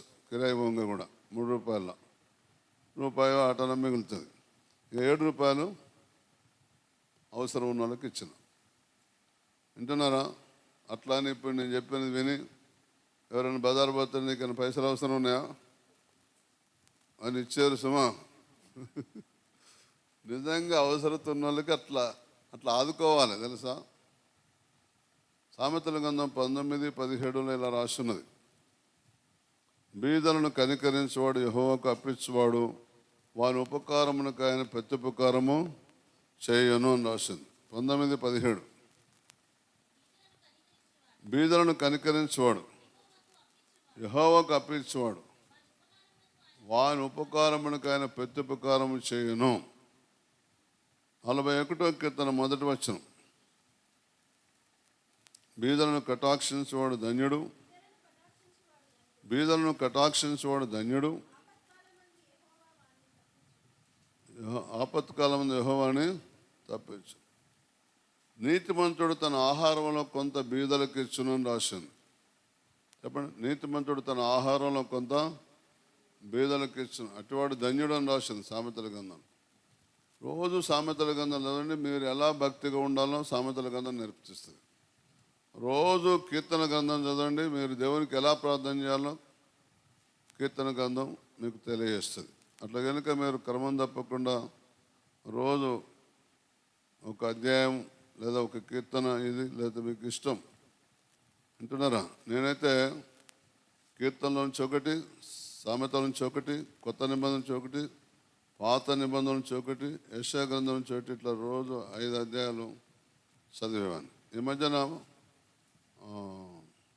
బిల్లి గ్రహం గారి సాక్ష్యం చదివాను. దాంట్లో ఆయన రోజు 4 కీర్తనలు ఒక సామెతలు చదువుతున్నట్టు. నేను కూడా రోజు ఒక 3 కీర్తనలు ఒక సామెతలు ఆయన సాక్ష్యం చదివిన కాడి నుంచి నేను అట్లా చదువుతున్నాను. దానివల్ల మనం సెట్ చేసుకోవటం, మళ్ళీ దేవుని ప్రార్థన చేయటం. మనం సెట్ చేసుకుని ప్రార్థన చేస్తే దేవుడు వింటాడు మన ప్రార్థన, ఎవరి ప్రార్థన వింటాడు. కనుక అలా చేయండి. అయితే మిక్కిలు కొంచెంలో నమ్మకంగా ఉన్నవాడు ఎక్కువలో కూడా. ఇక మిక్కిలు కొంచెం అంటే ఇంకొకటి, నన్ను బైబిల్ కాలేజీ జాయిన్ చేసిన అయ్యగారు, అది 3వ సంఘం. నేను ఇండియా మిషన్ రక్షణ పొందిన, బాప్టిస్ట్ అవసరం కొంతకాలం ఉన్నా, పెంతెకోస్తు అవసరంకి వచ్చిన. ఆయన బైబిల్ కాలేజ్ చేస్తే మంచిది, సేవకు సమర్పించుకున్నావు కదా అని పురుగలిపి బైబిల్ కాలేజ్ పంపించిండు. బైబిల్ కాలేజ్ పంపించినప్పుడు ఒక 20 రూపాయలు నా జేబులో కానుక పెట్టాను. ఆ 20 రూపాయల్లోనే వండుకోవటానికి చాప, తినటానికి పళ్ళెం, తాగటానికి గ్లాస్, ఈ 3 హాస్టల్ బయట వాళ్ళకి అవసరం కదా. అక్కడ బైబిల్ కాలేజ్ చేయాలని నేను 9 నెలలు, నాకు ఆ 3 వస్తువులు లేవు. నేను అసలే దుర్దినాల్లో అప్పలబాతు వచ్చాను దేవునికి. భారం అంతా అమ్మగారి మీద వేసాను. నేను ఎటు పోయినో కూడా తెలియదు. అందరూ అప్పు చేసి పారిపోయిండు అంటున్నారు. నేను పారేం పోలే, దేవుడు దొరికిండు, ఆయన అడుగుదాడలు నడుచుకుంటూ పోయినా. 6 నెలలు సువార్త చెప్పించిండు, 9 నెలలు బైబిల్ కాలేజీలో ఉన్నా. తర్వాత మళ్ళీ ఇంటికి వచ్చిన. హల్లెలూయా. తర్వాత సేవా స్థలం నిర్ధారణ చేసుకుని దేవుని దగ్గర సేవా స్థలంలో దేవుని పద్ధతిలో సేవ చేయటం ప్రారంభించాను. మొదటి సంవత్సరం 200, రెండో సంవత్సరం 500, 300, 1000 మంది. అయితే నేను మాత్రం 3 సంవత్సరాలు అంత బలంగా సేవ చేసినప్పటికీ దేవుడు ఇంకా నన్ను నమ్మలేదు. నేను నమ్మిన, దేవుడు నన్ను నమ్మలేదు. నన్ను దేవుడు ఎప్పుడు నమ్మిండంటే అందరినీ సమానంగా చూడటం నేర్చుకున్న తర్వాత నమ్మిండు. ఎప్పుడు అందరినీ సమానంగా ప్రేమించడం, అందరినీ సమానంగా గౌరవించడం, అందరినీ సమానంగా ఆదరించడం, ఈ 3 విషయాలు నేర్చుకున్నాకనే నమ్మిండు. దేవుడు నన్ను ఎప్పుడైతే నమ్మిండో అప్పటి నుంచి నా అప్పు తీరటం మొదలైంది. అప్పటి నుంచి నా కుటుంబాన్ని పోషించుకోవడానికి అంతో ఎంతో మరి దేవుని నాకు సహాయం చేసింది. అందుకొరకే ముఖ్యులు కొంచెంలో నమ్మకంగా ఉండాలి. మీరు డాంబికాలకు పోకూడదు, భర్తలు నడిపేయకూడదు. నువ్వు చేయబెట్టుకన్నా సంసారం అంతా ఆగమైపోయింది, నా బతుకంతా ఆగమైపోయింది, దరిద్ర మొక్క పొడాలను దాని దొరికిన ఏమో తిట్టుడు తిడతారు కొంతమంది. అయితే మీరు తిడతారో తిట్టారు నాకు తెలదు, కానీ కొంతమంది అయితే పాపం ఫ్రై చేసినట్టు చేస్తారు భర్తను పట్టుకొని. దరిద్ర పొడప్పుడు నాయబడి నన్ను ఇట్లా చూసుకుంటేనే అట్లా చూసుకుంటేనే అట్లా చూసుకుంటే అమ్మడిపడి ఆగం ఆగం పట్టించినప్పుడు మామూలుగా ఉండదు ఏడిపించడు. మరి మీరు ఎట్లుంటారో, మీరు ఇద్దరు ఎట్లుంటారో నాకు తెలియదు, కానీ మేము మరీ అంత ఓవర్ కాదు, కానీ ఎప్పుడన్నా మాత్రం అట్లయితుంది గారు, ఎందుకో మరి అట్లయితుంది, కానీ ఎప్పుడన్నా ఒకసారి అట్లయితుంది, కానీ మీ ఇష్టం. అసలు దేవుడే వాక్యం చెప్తే తెలుసా, మనం ఏ స్థితిలో ఉన్నామో ఆ స్థితిలో సంతృప్తి కలిగి ఉన్న నేర్చుకోవాలి. వింటున్నారా అంటే మేము అప్పుల బాధతో ఉంటే మా ఇంటి పక్క వాళ్ళు ఇంటికి స్థలం కొరకు ప్లాట్ కొంటే, అయ్యా మేము అప్పుల బాధతో అప్పులు తెచ్చలేకపోతున్నాం, ఇంటికి కట్టలేకపోతున్నాం, మీ స్థలంలో నేను కొద్దిగా బెంగళూరు పెంకుతోటి పాకేసుకుంటూ దాంట్లో ఉంటా అంటే దాని ఏముంది ఉండండి అన్నాడు. అంటే బెంగళూరు పెంక ఆయన దగ్గర పోయి మాట్లాడుకొని, వాసాల దగ్గర మాట్లాడుకొని పోయి గుందెలు వాతి పెంకేసుకొని ఒక 2 నెలలు ఉన్నాక ఆ స్థలం ఇచ్చినోనికి చెప్పిండు, ఎవరు షోలో వదినరు, ఓ తిక్కలోడా ఆమె ఎంఆర్ఓ ఆఫీసులో పనిచేస్తుంది, నీ భూమి ఇంతే సంగతులు అవుతుంది అని అంటే, వాడు 2 నెలలకి కాగానే 3వ నెల, సార్ ఏమనుకోకు మీరు మా జాగా ఖాళీ చేయండి అన్నారు.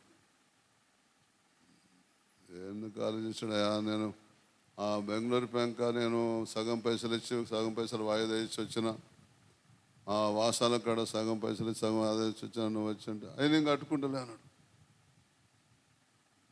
ఏం చేస్తాం, ఖాళీ చేసిపోయాను. ఇప్పుడు చింతమడుగా ఇక్కడ ఏదో ఉంది కదా, చింతకుంటలో క్వార్టర్స్ కట్టింది, అన్ని ఖాళీగా ఉన్నాయి కదా, అసలు దాంట్లో జ్వరపడ్డాం. ఏం చేస్తాం మరి, ఆదిలాబాద్లో ఊరు బయట గవర్నమెంట్కి వచ్చిన క్వార్టర్స్ ఉంటే దాంట్లో పోయి దీంట్లో కొద్ది రోజులు, దీంట్లో వస్తే మళ్ళీ దాంట్లో కొద్ది రోజులు అట్లా గడిపినాం. ఎన్ని గోసలు పడ్డామో చెప్పడానికి లేదు. ఉండే కాడ కోసం అప్పుడు ఎన్ని ఇళ్ళు మారినప్పుడు అన్ని ఇళ్ళు ఇచ్చిండు దేవుడు. వింటున్నారా? మన సొప్పదండకు వచ్చిన కూడా అప్పుడు దాంట్లో ఎవరుండకపోయేది ఆ క్వార్టర్స్లో, దీంట్లో ఫ్రీగా 4 నెలలు ఉంటే ఎవరైనా దీంట్లోకి వచ్చినామంటే మళ్ళీ ఇంకో దాంట్లో పోయి ఇప్పుడు గుడి పక్క ఉన్నదంటే నెలకు 30 రూపాయలు కిరాయి, 30 రూపాయలే. ఇప్పుడు 2000 కన్నా ఇయ్యారు వాళ్ళు ఇప్పుడు కిరాయికి. హల్లెలూయా. జాగ్రత్త, మిక్కిలు కొంచెంలో నమ్మకంగా ఉండాలి. మనం ఎవరి మీద ఆధారపడద్దు, ఉన్నదాంతో చదువుకోవాలి. పొట్టకాడ, బట్టకాడ, ఇల్లు కాడ, నీడ కాడ, అవసరతల కాడ, అక్కర్ల కాడ అన్నీ ఎవరి మీద ఆధారపడకుండా, ఎవరిని బాధ పెట్టకుండా నువ్వు గడపడం నేర్చుకో. జీవితం నువ్వు రాబోయే దినాల్లో ఎంత గొప్ప చేస్తాడో నేను అసలు చెప్పడానికి లేదు. చేస్తారా? ఉంటారా? అట్లా ఉంటారా? ఇంత మాత్రం బయటపడినట్టే. నాకు 10 రూపాయలు వచ్చినాయి, 7 రూపాయలు అవసరత ఉన్న వాళ్ళకి ఇచ్చిన. వింటున్నారా? అవసరత ఉన్న వాళ్ళకి ఇస్తే లేయలియా మీకు అనుష్కను సినిమా యాక్టర్ ఉంది ఒక తెలుసు కదా, అనుష్కను బాహుబలి హీరోయిన్ ఆమెనా ఆమె ఏమన్నా తెలుసా, ఇదిగో మీకు హృదయం నిండా సంతోషం కావాలనుకుంటే నలుగురు ఐదుగురికి అవసరం ఉన్న వాళ్ళకి. ఈ బాబుకు కాలేజ్ ఫీజు కట్టాలి, ఇంకా 500, ఆ పిల్లగానికి 500, ఆయనకు ఇంటి కిరాయి కట్టాలి, ఆయనకు 2000, ఆయనకు ఒక అవసరత ఉన్నది. ఇట్లా నలుగురు ఐదుగురికి నువ్వు హృదయాన్ని ఎంత సంతోషం ఉంటుంది తెలుసా అన్నదండి. మీరు నమ్మండి నమ్మకండి, దేవుడు వచ్చినప్పుడు అదే స్థితిలో ఉంటే పరలోకం ఉంటుంది. బాప్తిసం అవసరం లేదు, గుడి అవసరం లేదు, తెలుసా నీకు? మరి గుడికి వచ్చిన వాళ్ళు పిల్లికి బిచ్చమైన వాళ్ళు ఉన్నారు. ఎంగిలి చేతుడు ఇట్లా దులపరట, దీనికి మెతుకులు ఉంటాయి కదా, నాగాలే. పరలోకం ఉండదు వాళ్ళకు, తెలుసా?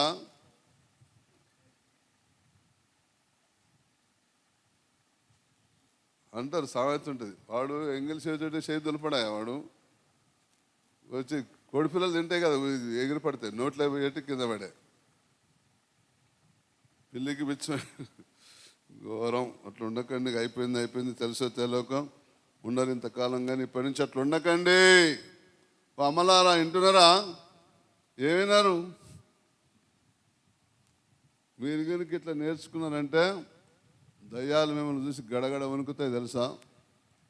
వాడిని పని అవుటేగా. మీరు ఇప్పుడు చెప్పిన పద్ధతి కనుక పాటిస్తే, రోమపత్రిక 16:20 చదవండి. సమాధానకర్తకు దేవుడు సాతాను మీ కాళ్ళ కింద శీఘ్రముగా చితుక దొక్కించను. సమాధానకర్తకు దేవుడు సాతాను మీ కాళ్ళ కింద శీఘ్రముగా చితుక దొక్కించను. మన ప్రభువైన యేసుక్రీస్తు కృప మీకు తోడు. అయ్యగారు అంటారు, మన తండ్రి యొక్కయు కుమారుని యొక్క పరిశుద్ధాత్మిక నామంలో మిమ్మల్ని దేవుడు ఆశీర్వదించును గాక, ఆయన కృప మీకు తోడై ఉండును గాక అంటాడు. ఉండడు అట్లా. నువ్వు సాతాను తల చితుక దొక్కి జ్ఞానం నీకు ఉంటేనే ఉంటుంది. సాతాను నెత్తి మీద ఎక్కించుకుంటే ఎందుకు ఉంటుంది? సమాధానకర్తకు దేవుడు. మీ ఇంట్లో ఎందుకు సమాధానం లేదు? నువ్వు సైతాన్ని జయించట్లేదు. మిక్కులు కొంచెంలో నమ్మకంగా ఉండట్లేదు. మిక్కులు కొంచెంలో అన్యాయంగా ఉండేవాడు ఎక్కువలో కూడా అన్యాయంగా ఉంటాడు. నీకు అసలు డబ్బు ఇవ్వడు. నువ్వు అనుకున్నది ఒకటి, జరిగేది ఒకటి. ఎప్పుడు అనుకున్నది ఒకటి. మీరు కనుక ఇప్పుడు దేవా మిక్కులు కొంచెంలో నమ్మకంగా ఉంటుంది దేవా అని, మీకు ఎంత డబ్బు కావాలన్నా అంత డబ్బు ఇస్తాడు. వ్యాపారం చేస్తేనే డబ్బు వస్తుంది, రెక్కలు ముక్కలు చేసుకుంటేనే డబ్బు వస్తుంది, ఉద్యోగాలు చేస్తేనే డబ్బు వస్తుంది అనుకోకండి. ఉద్యోగాలు చేసి ఊరి పెట్టుకుని చచ్చిపోయిన వాళ్ళు ఉన్నారు. సినిమా యాక్టర్లు కావండి ఊరి పెట్టుకుని చచ్చిపోయిన వాళ్ళు ఉన్నారు. వాళ్ళని ఎందుకు పెట్టుకున్నారో అడిగిరండి. మరి డబ్బు ఉన్నది కదా, ఎందుకు వచ్చినవరా తిక్కలోడా, తిక్కలదాని అంత డబ్బు ఎందుకు వచ్చినవా అని అడుగు, ఏం చెప్తుందో జవాబు. మరి సమాధానం లేదు. సైతాను చిత్తాన్ని నెరవేర్చి సైతాన్ చెప్పినట్టు చేసి ప్రాణం పోగొట్టుకున్నది. మనం సాతాన్ని మన పాదాల కింద చితుక దొక్కించాలని దేవుడు కోరుతున్నాడు. ఎప్పుడు ఏవి నీచములో ఏవి ఘనములో నువ్వు గుర్తుపట్టగలిగితే, ఎప్పుడు వింటున్నారా? అమాలేకీయుల అవిలా నుండి ఐగుప్తు దేశం మార్గమునున్న నువ్వు దాన్ని పారదోలే శక్తి, అలాంటి జ్ఞానం నీకుంటే అశ్రద్ధ చేయకండి. దేవుని కృప నీ మీద ఉన్నది. దేవుడు సమాధానకే కర్త కానీ పరిశుద్ధుల సంఘంలో అందరికీ కర్తగాడు కనుక దేవుని కృప నీ మీద ఉన్నది. ఇప్పటి నుంచి మీరు కొంచెంలో నమ్మకంగా ఉండండి. మీకు ఎంత అంటే అంత ఇచ్చేస్తాడు దేవుడు, తెలుసా? కొంచెంలో నమ్మకంగా ఉంటే దేవుని పద్ధతి ప్రకారం పైసలు ఖర్చు పెట్టడం నేర్చుకోండి. దేవుని ప్రేరేపణ ప్రకారం పైసలు ఖర్చు పెట్టడం నేర్చుకోండి. దేవుని పద్ధతి ప్రకారం మీరు సమయాన్ని ఖర్చు పెట్టడం నేర్చుకోండి. దేవుని పద్ధతిని అవలంబించండి. అలాంటి వారు లేరు. నీకు ఎంత అంటే అంత ఇస్తాడు, కావలసినంత డబ్బు ఇస్తాడు దేవుడు. దేవుని పద్ధతిలో ఖర్చు పెడతానంటే, తెలుసా? వింటున్నారా? ఎఫెసీయులకు రాసిన పత్రిక 3వ అధ్యాయం 15, 16, 17, 18 వచనాల వరకు చదువుదాం. మీరు అంతరంగ పురుషునందు శక్తి కలిగి, మీరట అప్పుడప్పుడు ఉత్తగానే కుంగిపోతారట, బాగా మొత్తం నీరసించి ఇంత అన్నం తిన్నా కూడా మీకు బలం ఉండదట. ఆ నరాల్లో ఉండదట, కండాల్లో ఉండదట, ఆ కాళ్ళల్లో ఉండదట, సచ్చిపడేటట్టు అయిపోతాడట ఒక్కసారి. ఎందుకో మరి, తిన్నంత ఎటు పోయిందో మరి. మటన్లు తింటున్నారు ఫంక్షన్లల్లో, మరి అదెట్టు పోతున్నదో. ఒకరోజు కాకపోతే ఒకరోజు మటన్లు, చికెన్లు, బిర్యానీ ఇవాళ రేపు ఎక్కువ బిర్యానీ చేస్తున్నారు. దంచుడు. మరి బలం లేదు, ఏం లేదు. మీరు అంతరంగ పురుషుని యందు శక్తి కలిగి ఆయన ఆత్మ వలన బలపరచబడినట్లుగాను క్రీస్తు మీ హృదయములో విశ్వాసం ద్వారా నివసించినట్లుగాను తన మహిమేశ్వరం చొప్పున మీకు దయచేయవలననియు మీరు దేవుని బాగినండి, ఈ మాట అండర్లైన్ చేసుకోండి. మీరు దేవుని సంపూర్ణత యందు పూర్ణులగునట్లుగా ప్రేమయందు వేరుపారి స్థిరపడి సమస్త పరిశుద్ధులతో కూడా దాని వెడల్పు, పొడవు, లోతు, ఎత్తు ఎంతో గ్రహించుకున్నటకు జ్ఞానమునకు మించిన క్రీస్తు ప్రేమను తెలుసుకున్నటకు తగిన శక్తి గలవారు కావాలని ప్రార్థించుచున్నాను. హల్లెలూయా. వింటున్నారా? హల్లెలూయా. మన వారి దగ్గర లోపం కనబడితే విమర్శించొద్దు. ఇప్పుడు ఎఫెసీ సంఘస్థుల దగ్గర పౌలు భక్తునికి లోపం కనబడింది. లోపం కనబడితే ఆ లోపాన్ని పరిపూర్ణం చేయటం కొరకు ఏమి చేయాలనో అది చేస్తున్నాడు. చెప్పండి. ఆ లోపం పరిపూర్ణం కావటానికి తన వంతు చేయవలసిన పరిచర్య చేస్తున్నాడు ఆయన. ఏంటి ఆయన చేసే పరిచర్య?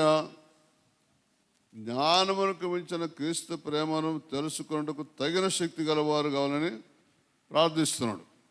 మనం కూడా ఎవరి దగ్గర లోపం కనబడితే తిట్టకూడదు, లేదా నిందించకూడదు. మీరు సిఎస్ఐలు గింతే, మీరు ఆర్సీఎంలు గింతే, లేకపోతే ఇంటి పేరు పెట్టి ఇంటి పేరు పెట్టి తిడతారు కొందరు. మీ వాళ్ళు అంతేరా, వింటున్నారా? ఇంటి పేరు చెప్పి ఇక ఇంటి పేరు చెప్పి అంటారండి. మీ చట్టం అసంటి చట్టం ఏరా అంటే అందరికీ ఒక్కడు ఎవడు చెడ్డోడు ఉంటే మీ చట్టం అంతా అంతే అంటారండి కోసం. అట్లా అనకూడదు. ఇప్పుడు మీ సిఎస్ అయినా కానీ సిఎస్ వల్ల, ఆర్సీఎం అయితే మీ ఆర్సీఎం వల్ల ఇట్లా అనకూడదు అసలు, తెలుసా? ఇంకో అదే నేను 3 ఏళ్ళ దానికి అట్లనే అన్నా. నేను కూడా అన్నా. ఏమి దొరకలేదు దేవుని దగ్గర. ఆ నోరు బంద్ అయినాక దేవుడు నాకు అదే కొంచెంలో నమ్మకం ఉంటే కొద్దిగా జ్ఞానం ఇచ్చిండు, ఆ జ్ఞానాన్ని దూరం చేసుకోవద్దు. కొద్దిగా శక్తి ఇచ్చిండు, ఆ శక్తిని దూరం చేసుకోవద్దు. దయ్యం పోయింది, గర్వించకూడదు. రోగం పోయింది, గర్వించకూడదు. వింటున్నారా?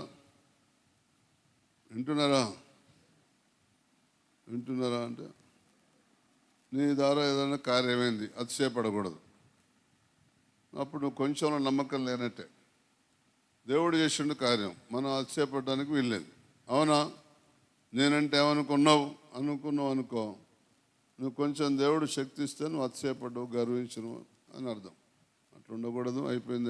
ఇప్పటి నుంచి అంతరంగ పురుషుల్లో ఎవరి దగ్గర అయితే శక్తి లేదో, ఆత్మ వలన ఎవరైతే బలపరచబట్టలేదో, హృదయంలో విశ్వాసం ద్వారానే దేవుడు నివసిస్తాడని చెప్పాలి, ప్రార్థన చేయాలి. తన మహిమేశ్వరం చొప్పున మీకు దయచేయాలి దేవుడు ఆ ఆత్మను అని చెప్పాలి. మీరు దేవుని సంపూర్ణతను పూర్ణులు కావాలి అని ప్రార్థన చేయాలి. ప్రేమయందు దేవవారు వేరు పారాలనైనా సమస్త పరిశుద్ధులతో కూడా దాని పొడవు, వెడల్పు, లోతు ఎంతో గ్రహించుకోవాలి నాయన. అందుకొరకు జ్ఞానానికి మించిన క్రీస్తు ప్రేమను తెలుసుకుంటూ తగిన శక్తి గలవారు కావాలని ప్రార్థన చేయాలి. ఇట్లా ప్రార్థన. లోపం కనబడితే లోపాన్ని ఎత్తి చూపి ఎగతాళి చేయకూడదు. వింటున్నారా? లోపాన్ని ఎత్తి చూపించి ఎగతాళి చేయ. ఇట్లా చూడండి. ఇక మీకు దేవుడు ఎందుకు మేలు చేయడు, మీకు ఎందుకు సంతానం ఇవ్వడు, మీకు ఎందుకు స్వస్థపరచడు, మీకు ఎందుకు ఉద్యోగం ఇవ్వడు, మీకు ఎందుకు పెళ్లి చేయడు, మీకు ఎందుకు ఇల్లు ఇయ్యాడు, మీకు ఎందుకు ఆస్తి ఇయ్యాడు, ఎందుకు సంపద ఇయ్యాడు, ఎందుకు భూములు ఇయ్యాడు, అన్నీ చేస్తాడు. వింటున్నారా అంటే నీతి ద్వారానే మనం సంపాదించుకోవాలి. ఏదైనా మన స్వశక్తితో, సొంత జ్ఞానంతో సంపాదించుకుంటే అది నిలవదు. చెప్పండి, అది నిలవదు. ఒకవేళ అట్లా అంటే మరి నేను ఇప్పుడు ఎట్లా చేయాలి అయ్యగారు అంటే, ఎట్లా చేయాలంటే జక్క ఏం చేసిండు, నేను ఎవరి దగ్గర అన్యాయంగా తీసుకుంటే 4 అంతలు ఇస్తాను, అసలు నా ఆస్తుల సగం బీదలకు ఇస్తాను. అప్పుడు చూడండి జక్కయ్యకు మళ్ళీ ఇతడును అబ్రహాము కుమారుడే. అబ్రహాము కుమారుడు అంటే దరిద్రుని కొడుక? చెప్పండి. అబ్రహాము కుమారుడు అంటే దరిద్రుని కొడుక? అబ్రహాం ఎంత ఆస్తిపరుడు తెలుసా? మామూలు ఆస్తి కాదు. 319 అనండి అనండి అందరండి 300 అనండి 319 మంది ఆ ఇంట్లో పనిచేసేవాళ్ళు. చెప్పండి ఎంతమంది? 319 వాళ్ళు వాళ్ళ ఇంట్లో పనిచేసే జీతగాన్లు, పెద్దపాలెలు గిద్దపాలు అందరు కలిపి 319 మంది. ఆ దుడ్డలు చూస్తాడు, గొర్రెలు చూస్తాడు, మేకలు చూస్తాడు, వింటున్నారా, పశువులు చూసేటోడు, మేత వేసేటోడు, పాలు పిండేటోళ్ళు 319 మంది. ఎంత ధనవంతుడు చూడండి. జక్కయ్యను ఇతడు అబ్రహాము కుమారుడే. ఇదంతా ఎందుకు? యాకోబును ఇస్సాకు ఆశ్రయించినప్పుడు దేవుడిని అబ్రహాముని దీవిస్తాను. దీవించబడలేదా మరి? దేవుని సైన్యంలాగా తిరిగి మళ్ళీ స్వదేశానికి వచ్చాను. అట్లా దేవుడు మిమ్మల్ని కూడా అట్లా చేయబోతున్నాడు. కనుక మీరు అంతరంగ పురుషులను శక్తి కలిగి ఉండాలి. ఎప్పుడు కుంగిపోవద్దు. దేవుని మాటలు వింటే మీరు బయటపడ్డట్టే అనండి. దేవుని మాటలు వింటే అనండి. దేవుని మాటలు వింటే యెహోవా నమ్ముకునేవాడు ధన్యుడు. నమ్ముకుంటారా ఎప్పటి నుంచైనా? ఎవరు చెప్పారు? అయ్యా మేము నమ్మే వచ్చినాం కదా అనేరు. అట్లా అన్నా అంటారు మన మీరు. వింటున్నారా? మరి నమ్మే వస్తే కొంచెంలో నమ్మకంగా ఉన్నారా? మరి చెప్పండి, కొంచెంలో నమ్మకంగా ఉన్నారా? మీకు 1000 రూపాయలు ఇచ్చిండు, 1000 రూపాయలు నాలాగా 700 మంచి పెట్టిండా? మరి చెప్తే ఏమవుతుంది? సరే అయిపోతే పోయి దశభాగాన్ని కరెక్ట్ ఇచ్చిన మరి మీరు నమ్ముకున్న కాన్సే దశభాగం తప్పకుండా ఇస్తూనే ఉన్నారు. ఏ నెల కూడా తప్పకుండా. అమ్మగారు అయితే బాప్తీసం తీసుకోకముందే 6 నెలల ముందు నుంచి ఇచ్చింది. 6 నెలల ముందు నుంచి బాప్తీసం తీసుకోకముందే. ఇప్పుడు బాప్తీసం తీసుకొని కూడా సంవత్సరాల తరబడి దశభాగం లేరా? క్రైస్తవులు లేరా? కోకొల్లల మంది ఉన్నారు. పాస్టర్లు కూడా ఎన్నోళ్ళు ఉన్నారు తెలుసా మీకు? పాస్టర్లు అంత ఇన్కమింగే కానీ అవుట్ గోయింగ్. పాస్టర్ అంటేనే ఇన్కమింగ్ అయ్యా, అవుట్ గోయింగ్ ఉండదు అన్నట్టున్నారు. వాళ్ళ ఎప్పుడు సైకిల్, మోటార్ సైకిల్, లేకపోతే ఏదన్నా అమ్ముకోవటం, ఇన్స్టాల్మెంట్ బండి తీసుకుంటే దాన్ని కట్టక మళ్ళీ వాళ్ళు వచ్చి తీసుకోవటం, ఇవే జరుగుతాయి. చెప్పండి, మీకు మేలుగాలం వద్దాం. నేను సెకండ్ హ్యాండ్ ఆటో కొనుక్కుందామంటే దేవుడు కొత్త ఆటోనే ఇచ్చాడు. వింటున్నారా? నేను సెకండ్ హ్యాండ్ కారు కొనుక్కోవాలనుకుంటే కొత్త కారే ఇచ్చాను. నా స్థాయికి నేను ఆలోచిస్తే అట్లా కాదు. నువ్వు కొంచెంలో నమ్మకంగా ఉన్నావు, నువ్వేం భయపడకు, నీకు కొత్తదే ఇస్తాను. కొత్త ఇచ్చాను. మళ్ళీ కొత్తదే ఇస్తే కూడా మళ్ళీ ఎంత ఎంత ఎంత కృప తెలుసా? మా కొడుకు డ్రైవింగే రాదనుకున్నాం మేము కొన్నప్పుడు. డ్రైవింగ్ ఏంది, కార్ల సంగతి అంతా చెప్తున్నాడు. చెప్పటం కాదు, 1 సంవత్సరం కాదు, 1,00,000 కంటే ఎక్కువ తిరగొద్దు మైలేజ్. 1,00,000 తిరగంగానే అది అమ్మేసేయాలి, మళ్ళీ కొత్త బండి తీసుకోవాలంటాడు. ఇప్పటికి 4 బండ్లు అట్లయినా తీసుకున్నాం. ఇక రిపేరే ఉండదు, ఎక్కడ ఆగుడే ఉండదు అనమాట. టైర్ పంచర్ ఉండదు, బ్రేక్ డౌన్ ఉండదు, ఇది పోయింది జనరేటర్ అదేంది రేడియేటర్ పోయిందని ఉండదు, ఏది ఉండదు. ఇప్పుడు ఆ కారు కొని ఇప్పుడు 7-10 సంవత్సరాలు అవుతుంది, నిరాటంకంగా కొనసాగుతుంది. ఇప్పుడు 4వ బండి ఇది. ఇప్పుడు బండి ఇది హై స్టాండర్డ్ అని, ఇది కొద్దిగా ఎక్కువ పీరియడ్ ఉంచినప్పుడు అన్నీ 1,00,000 లోపల 1,00,000 మళ్ళీ మాకు రేటు కూడా ఎంత వచ్చేది వింటున్నారా? 6 లక్షలకు కొంటే 4 లక్షలు, 6 లక్షలకు కొంటే 4 లక్షలకు అమ్మినాం. ఇట్లా కొద్దిగా 1,00,000-2 లక్షల తేడాతోటే మళ్ళా 1,00,000 కిలోమీటర్లు నడిపించుకొని కూడా మళ్ళీ ఆ అమౌంట్ మొత్తం కారు కొడితే వాళ్ళు ఎమ్మటే ఇచ్చేసే 4 లక్షలు, దానికి వచ్చి 4 లక్షలు దానికి ఇచ్చేస్తే మళ్ళీ 2 లక్షలు ఇన్స్టాల్మెంట్ కట్టడు. అట్లా మీకు కూడా అట్లా ఇవన్నీ నేను చెప్తున్నా దేవుడు మీకు కూడా ఇట్లా చేస్తాడని అర్థం. నమ్ముతేనే. నమ్ముతారా? నమ్మినాక మళ్ళీ ఆశ్రయిస్తారా? ఆశ్రయించినాక కొంచెంలో నమ్మకంగా ఉంటేనే ఉంటారా? ఎవరు చెప్పారండి అంటే లోపలనే తీర్మానం చేస్తున్నా. అది తీర్మానం చేస్తే మంచిదే. కానీ దేవుడు చూస్తాడు నీ తీర్మానం నిజంగానైనా కాదా అని. సమాధానకర్తగా దేవుడు సాతాను మీ కాళ్ళ కింద ఇట్లా కనుక నడుచుకుంటే చితుకదొక్కిస్తాడు. ఇక అది చొక్కబడ్డదనుకో ఇక మీ దశ తిరిగినట్టే. ఇక మీరు వింటున్నారా? అట్లా కనుక దేవుడు మిమ్మల్ని కనుక ఆ విధంగా చేసిండనుకో, మిక్కులు కొంచెంలో నమ్మకం ఉందనుకో, ఎక్కువలో కూడా నమ్మకంగా ఉంటాడు అని నమ్మేస్తాడు. మేము అని కొద్దిగా ఇస్తే నమ్మకంగా కూడా, ఎక్కువ కూడా ఇస్తాం నమ్మకంగా ఉండడానికి ఎంత అంటే అంత ఇస్తాడు మీకు. వింటున్నారా? ఒక ఆయన ఇట్లనే అడిగిండట, కొంచెంలో నమ్మకం ఉన్నట, దేవుడు బాగా ఎక్కువ ఇస్తున్నట. అయ్యగారు దశభాగం ఏమన్నా తక్కువ ఇచ్చే వాక్యం ఎక్కడ ఉన్నదా అన్నాడు. అంటే ఎందుకు లేదా ఉన్నదన్నాను. ఏదో ఒకదే నాకు చెప్పవంటే, ఏం లేదు, నీకు తక్కువ ఆదాయం వచ్చినట్టు ప్రార్థన చేస్తే తక్కువ వస్తాను అన్నట్టు. అట్లా చేయక అన్నట్టు. ఆదాయం తక్కువ వస్తే మళ్ళా దేవునికి ఇష్టం కూడా తక్కువనే కదా. ఎందుకో మరి ఎక్కువ వస్తే ఎబుద్ధి కాదు కొంతమందికి. అమ్మగారికి కూడా రిటైర్ అయినప్పుడు ఎక్కువ డబ్బులు దేవునికి ఇవ్వాలని వచ్చింది. పానం ఒప్పట్లేదట. గిన్ని డబ్బులు ఇచ్చాడా వెనక ముందు అవుతుందట. వింటున్నారా? దేవుడట ఆమె 1,00,000కు ₹1,00,000 చొప్పున ఇస్తానన్నాడు దేవుడు. నువ్వు ఎన్ని లక్షలు ఇస్తావు, నేను అన్ని కోట్లు ఇస్తానట. అప్పుడు మెత్తబడ్డది అన్నమాట ఒకసారి. దేవుడు అంటే ఎవరుకుంటుండే? సృష్టి అంతా ఆయనదే, మనమే పిసినోళ్ళం. ఇప్పటి నుంచి కొంచెంలో నమ్మకంగా ఉండండి. దేవుడు మిమ్మల్ని దీవించును గాక. సాతాను మీ పాదముల కింద చితుకదొక్కబడును గాక. ప్రార్థన చేసుకుందాం. దేవుడు మిమ్మల్ని ఏర్పాటు చేసుకున్నాడు, పిలుచుకున్నాడు, ప్రత్యేకించుకున్నాడు. ఆయన కృప మీ మీద ఉన్నది, ఆయన దయాదాక్షలు మీ మీద ఉన్నాయి. అశ్రద్ధ చేయకండి.